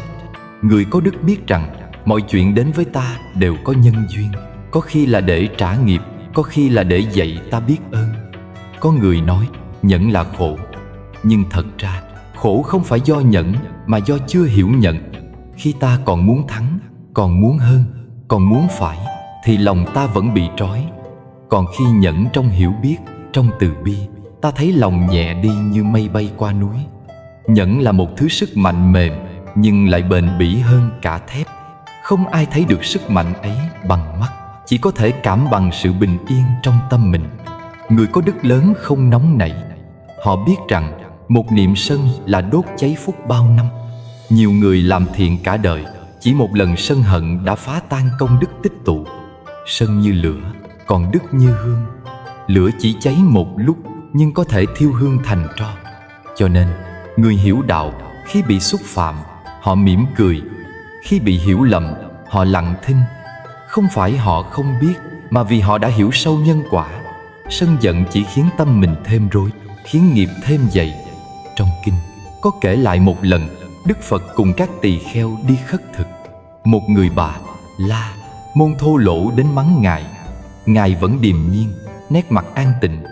Khi người kia hết lời, Đức Phật mới nói: nếu có ai đem tặng vật đến, người kia không nhận, thì vật ấy thuộc về ai? Người bà La thuộc về người đem đến. Phật mỉm cười: ta không nhận lời ông, nên những lời mắng ấy vẫn là của ông. Nghe vậy, người kia sững người, tâm tự hối cải.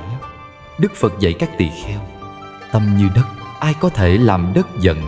Quả thật, đất dung chứa tất cả, từ phân rác đến hoa thơm, mà chẳng hề oán trách. Người có đức lớn, tâm họ cũng như đất. Khi ta nhận, ta không thua ai, mà đang thắng chính mình. Cái thắng ấy không có cờ trống, không ai tung hô, nhưng nó mở ra con đường an. Mỗi lần nhận được là mỗi lần đức lớn lên. Mỗi lần bớt nóng nảy là mỗi lần phước được thêm dày. Nhiều người cầu phước mà quên rằng nhẫn chính là cội nguồn của phước. Nhẫn là giữ cho lòng không nhiễm bụi. Nhẫn là giữ cho đức không bị hao. Ta thử nghĩ xem, khi giận dữ, ta có từng thấy mình bình yên chưa? Khi oán hận, ta có từng thấy lòng nhẹ chưa? Không, bởi oán hận như chất độc, uống vào chỉ làm tổn chính mình. Còn người nhẫn như suối mát, ai đến cũng được tắm gội tâm hồn.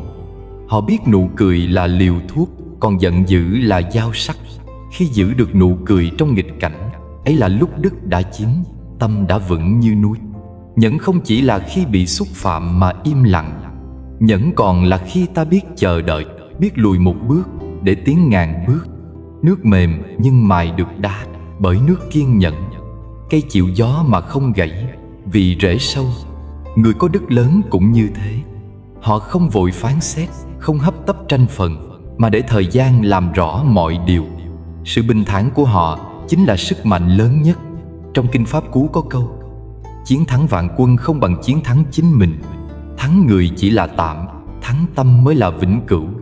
Khi giận ai đó, hãy tự hỏi người kia có đáng để ta mất bình an không? Thường thì không. Mọi cơn giận đều vô ích. Khi ta buông giận, ta đang giữ phúc. Khi ta nhẫn, ta đang gieo đức. Nhẫn cũng là sự hiểu biết sâu sắc rằng mọi việc đều có nhân duyên. Người xúc phạm ta hôm nay có khi chính là người ta từng làm tổn thương trong kiếp trước. Nếu ta biết nhẫn, ta đã hóa giải một phần nợ cũ. Còn nếu ta sân, nợ lại chồng thêm nợ. Cho nên, người tu đức không phản ứng bằng lời, mà phản ứng bằng lòng. Lòng họ chỉ khởi một niệm từ bi. Người kia khổ nên mới hành xử như thế, và niệm ấy đủ để tan hết oán thục. Người có đức lớn không phải là người không biết đau, mà là người biết đau mà vẫn giữ được lòng thiện. Khi bị tổn thương, họ không trả đũa mà quay về soi tâm. Họ hỏi ta có thể học gì từ điều này, và chính câu hỏi đó giúp họ trưởng thành. Nhẫn dạy ta biết ơn cả những người khiến ta khổ, vì không có họ ta chẳng biết mình cần tu thêm bao nhiêu. Có người hỏi làm sao để tập nhẫn. Thật ra không có cách nào khác ngoài việc tỉnh thức từng phút. Mỗi khi sân khởi, hãy dừng lại, hít sâu, nhìn rõ cơn giận. Chỉ cần thấy rõ, giận sẽ tan. Giống như bóng tối, chỉ cần ánh sáng chiếu vào, nó tự biến mất. Mỗi ngày ta đều có cơ hội tập nhẫn, như khi bị chê, khi bị hiểu lầm, khi điều gì đó không theo ý. Nếu mỗi lần như thế ta chọn im lặng thay vì phản ứng, thì từng chút đức trong ta sẽ dày thêm. Người có đức lớn nhìn đâu cũng thấy thương. Thấy người nóng giận, họ không trách mà thấy tội. Thấy kẻ vô minh, họ không chê mà thấy thương. Vì họ biết ai cũng đang đi qua con đường của nghiệp riêng. Người chưa hiểu thì còn dễ sân, người hiểu rồi thì chỉ còn lòng từ. Khi tâm ta như đất, lời ai ném đến cũng chỉ như hạt bụi. Khi tâm ta như nước, lửa sân nào có thể cháy lâu. Khi tâm ta như gió, chẳng có gì giữ được bước chân. Và khi tâm ta như ánh sáng, bóng tối tự lui. Nhẫn là con đường để đưa ta đến tâm ấy. Cuối cùng, hãy nhớ, nhẫn không khiến ta yếu đi, mà khiến ta mạnh theo cách của bậc trí. Bởi người trí biết rằng, giận một người là tự thiêu mình bằng lửa của họ. Còn người có đức, dù bị xúc phạm, vẫn giữ được nụ cười, vẫn nói lời từ tốn, vẫn điềm nhiên như mây trời. Nhẫn là đức của trời, là phước của người, là con đường để nghiệp dữ hóa lành, để khổ thành an, để bóng tối hóa sáng. Nhẫn là ngọn đèn không bao giờ tắt trong đêm bão. Khi ta biết thắp ngọn đèn ấy trong lòng, mọi giông gió đều trở thành bài học, mọi tổn thương đều trở thành nhân duyên. Người có đức lớn là người đi qua sóng gió mà vẫn giữ được bình yên trong tâm. Và chính bình yên ấy là phước báu lớn nhất đời người. Cuộc đời con người là một hành trình dài, không ai biết mình sẽ đi qua bao nhiêu khúc quanh, bao nhiêu bão gió. Nhưng có một thứ, dù đi đến đâu, ta cũng cần mang theo, đó là đức. Đức là nền tảng của phúc, là chìa khóa chuyển nghiệp, là hạt nhân nuôi dưỡng mọi bình an trong đời. Không có đức, trí tuệ cũng thành khôn khéo. Không có đức, của cải cũng hóa vô thường. Đức là cội gốc để phước nở hoa, là gốc rễ của sự thịnh vượng thật sự, không bị cuốn theo sóng đời. Người có đức, dù nghiệp đến cũng nhẹ. Người vô đức, dù phúc đến cũng chẳng lâu. Câu nói ấy như một lời cảnh tỉnh dịu dàng mà sâu sắc. Bởi nghiệp vốn không mất đi, chỉ chờ cơ hội để hiện hành. Nhưng khi đức đủ dậy, nghiệp đến như cơn mưa rào, đến rồi qua, không đủ sức làm nghiêng đổ tâm mình. Còn người thiếu đức, dù đang hưởng phúc, cũng giống như chiếc bình nứt, nước hạnh phúc tràn vào rồi rò rỉ mất. Vì thế, tu không chỉ là cầu phúc, mà là bồi đắp đức để giữ phúc. Khi tâm trăm, trời sáng. Khi lòng thiện, vận chuyển. Đó là đạo lý của vũ trụ. Người có lòng thiện, đi đâu cũng gặp người thiện. Người tâm ác, đến đâu cũng thấy cảnh khổ. Vì thế giới bên ngoài chỉ là tấm gương phản chiếu tâm ta. Khi ta soi thấy người khác xấu, có khi chỉ là vì ta chưa đủ sáng để nhận ra phần thiện trong họ. Còn khi tâm ta hiền lành, tự khắc cuộc đời trở nên dễ thương, con người quanh ta cũng hiền hòa hơn. Đức không cầu, mà phải sống để tích. Không ai ban cho ta đức, cũng không ai lấy mất đức của ta. Đức chỉ được xây bằng chính đời sống, bằng từng lời nói, từng hành động, từng suy nghĩ trong chánh niệm. Một lời nói ái ngữ là một giọt nước trong, một hành động thiện là một hạt giống lành. Mỗi ngày ta sống là mỗi ngày ta đang tích hoặc đang hao đức. Nói dối, chê bai, sân hận, ganh tị, ấy là rút dần phước báu. Còn khi ta nhẫn, khi ta thương, khi ta biết cho bi, ấy là lúc phúc đang nảy nở trong thinh lặng. Người xưa nói, tích đức như trồng cây. Lúc đầu chẳng thấy gì, chỉ thấy công chăm sóc. Nhưng năm tháng qua đi, rễ bám sâu, cây vươn cành, rồi hoa nở trái trĩu. Phúc đến cũng vậy, chẳng vội vã, chẳng ồn ào, chỉ đến khi đức đã đầy. Người tu biết rằng Hễ tâm mình còn động vì được mất, còn mong đền đáp, thì đức ấy chưa tròn. Khi lòng cho đi mà không còn nhớ, khi làm thiện mà không thấy công, ấy là lúc đức đang lớn lên. Mỗi người, mỗi ngày, hãy tự hỏi hôm nay ta đã gieo được chút đức nào. Câu hỏi tưởng nhỏ, nhưng là ngọn đèn soi đường giữa đêm tối của vô minh. Đôi khi, chỉ một nụ cười chân thành, một lời nhẫn khi bị hiểu lầm, hay một hành động thiện giúp ai đó trong thầm lặng, thì cũng đủ để thay đổi vận đời. Bởi phúc không nằm ở việc lớn hay nhỏ, mà ở tấm lòng phía sau hành động ấy. Có người nói thời nay sống hiền thiệt thòi, nhưng kỳ thật hiền không bao giờ thiệt, thiện không bao giờ mất. Chỉ là người đời nóng vội, chưa kịp thấy hoa nở đã cho rằng hạt giống hư. Đức Phật từng dạy, phước báo không phải đến từ cầu xin, mà từ nhân thiện được vun bồi qua thời gian. Người làm ác dù hiện tại sung sướng, cũng như người uống nước muối, càng uống càng khát. Người có đức dù gặp khổ vẫn nhẹ lòng, vì họ biết gió chỉ thổi mạnh nơi có cánh buồm căng. Một nụ cười, một lời nhẫn, một hành động thiện đều là hạt giống đổi vận. Có khi chỉ cần ta chịu lắng nghe ai đó đang khổ, cũng đã cứu họ khỏi một niệm sai lầm. Có khi chỉ cần ta tha thứ, một oán hận trong đời được hóa giải. Mỗi thiện niệm như giọt sương nhỏ, nhưng giọt sương nhiều sẽ thành mưa lành, rồi mưa ấy sẽ tưới mát cả ruộng phước trong tâm. Hãy sống thiện, nói lành, nghĩ sạch, rồi đời sẽ nhẹ, tâm sẽ an. Người có tâm an thì ở đâu cũng an, không bị lay động bởi được mất hơn thua. Người ấy như cánh sen giữa bùn, hương thơm chẳng do cố tạo, mà tự nhiên tỏa ra từ bản chất thanh tịnh. Đó là người có đức, không cần nói cũng khiến người khác kính trọng. Đời này ai tích đức, người đó được trời thương. Đức đủ, nghiệp tan, phúc khai, vận đổi. Trời không thiên vị, chỉ thuận theo quy luật nhân quả. Khi ta gieo hạt lành, đất sẽ tự nở hoa. Khi ta gieo lời ác, đất sẽ nứt nẻ, cỏ gai mọc đầy. Cho nên, muốn đời nở hoa, trước hết hãy gieo lại trong lòng mình một hạt đức. Đức không phải là điều cao xa, mà hiện diện trong từng điều nhỏ nhặt. Nhường nhịn một chút khi ai tranh cãi, giúp đỡ một chút khi người cần, giữ lòng trong sáng giữa chốn bon chen. Ấy chính là tu đức. Đức không nằm trong chùa, không nằm ở lễ nghi, mà ở chỗ ta sống có tâm, biết thương, biết hiểu. Người có đức không chỉ được trời thương, mà còn khiến người khác muốn đến gần, vì họ tỏa ra năng lượng an lành. Cuộc sống vốn không thiếu thử thách, nhưng người có đức nhìn thử thách như bài học. Mỗi điều trái ý là cơ hội để tu nhận. Mỗi người làm tổn thương là người đến nhắc ta về lòng từ. Khi ta biết nhìn khổ bằng con mắt trí tuệ, khổ biến thành thầy. Khi ta biết sống bằng tâm từ, đời trở nên nhẹ như mây bay. Rồi đến một lúc nào đó, khi tâm ta đã thuần, ta sẽ nhận ra rằng vận không tự đổi, chính ta đổi. Khi tâm đổi, đời đổi. Khi lòng sáng, mọi thứ xung quanh cũng sáng.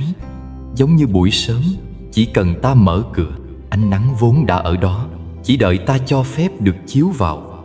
Phước, đức, vận may cũng vậy, chẳng ở đâu xa, chỉ đợi ta mở lòng. Giờ đây, xin hồi hướng công đức của buổi pháp thoại này đến tất cả chúng sinh. Nguyện cho ai nghe được những lời này, dù chỉ một câu, cũng khởi được tâm lành. Nguyện cho ai đang khổ, được bớt khổ. Ai đang lạc lối, được tìm lại chính mình. Nguyện cho tất cả hữu tình đều được sống trong an vui, không còn oán hận, biết thương, biết hiểu, biết sống với nhau bằng tấm lòng hiền lành. Và xin mời đại chúng tiếp tục cùng tu học, cùng lắng nghe Pháp, cùng gieo duyên lành. Vì mỗi lần ta nghe Pháp là một lần tâm được gột rửa. Mỗi lần ta học đạo là một lần trí được khai mở. Hãy cùng nhau đăng ký kênh Cổ Nhân Xưa, không chỉ để nghe, mà để cùng hành, cùng trưởng dưỡng tâm thiện, cùng lan tỏa năng lượng lành đến khắp nơi. Cuối cùng, xin gửi lại một câu Phật ngữ như lời kết tinh của muôn kiếp tu học. Tâm hiền là phúc, đức lớn là trời.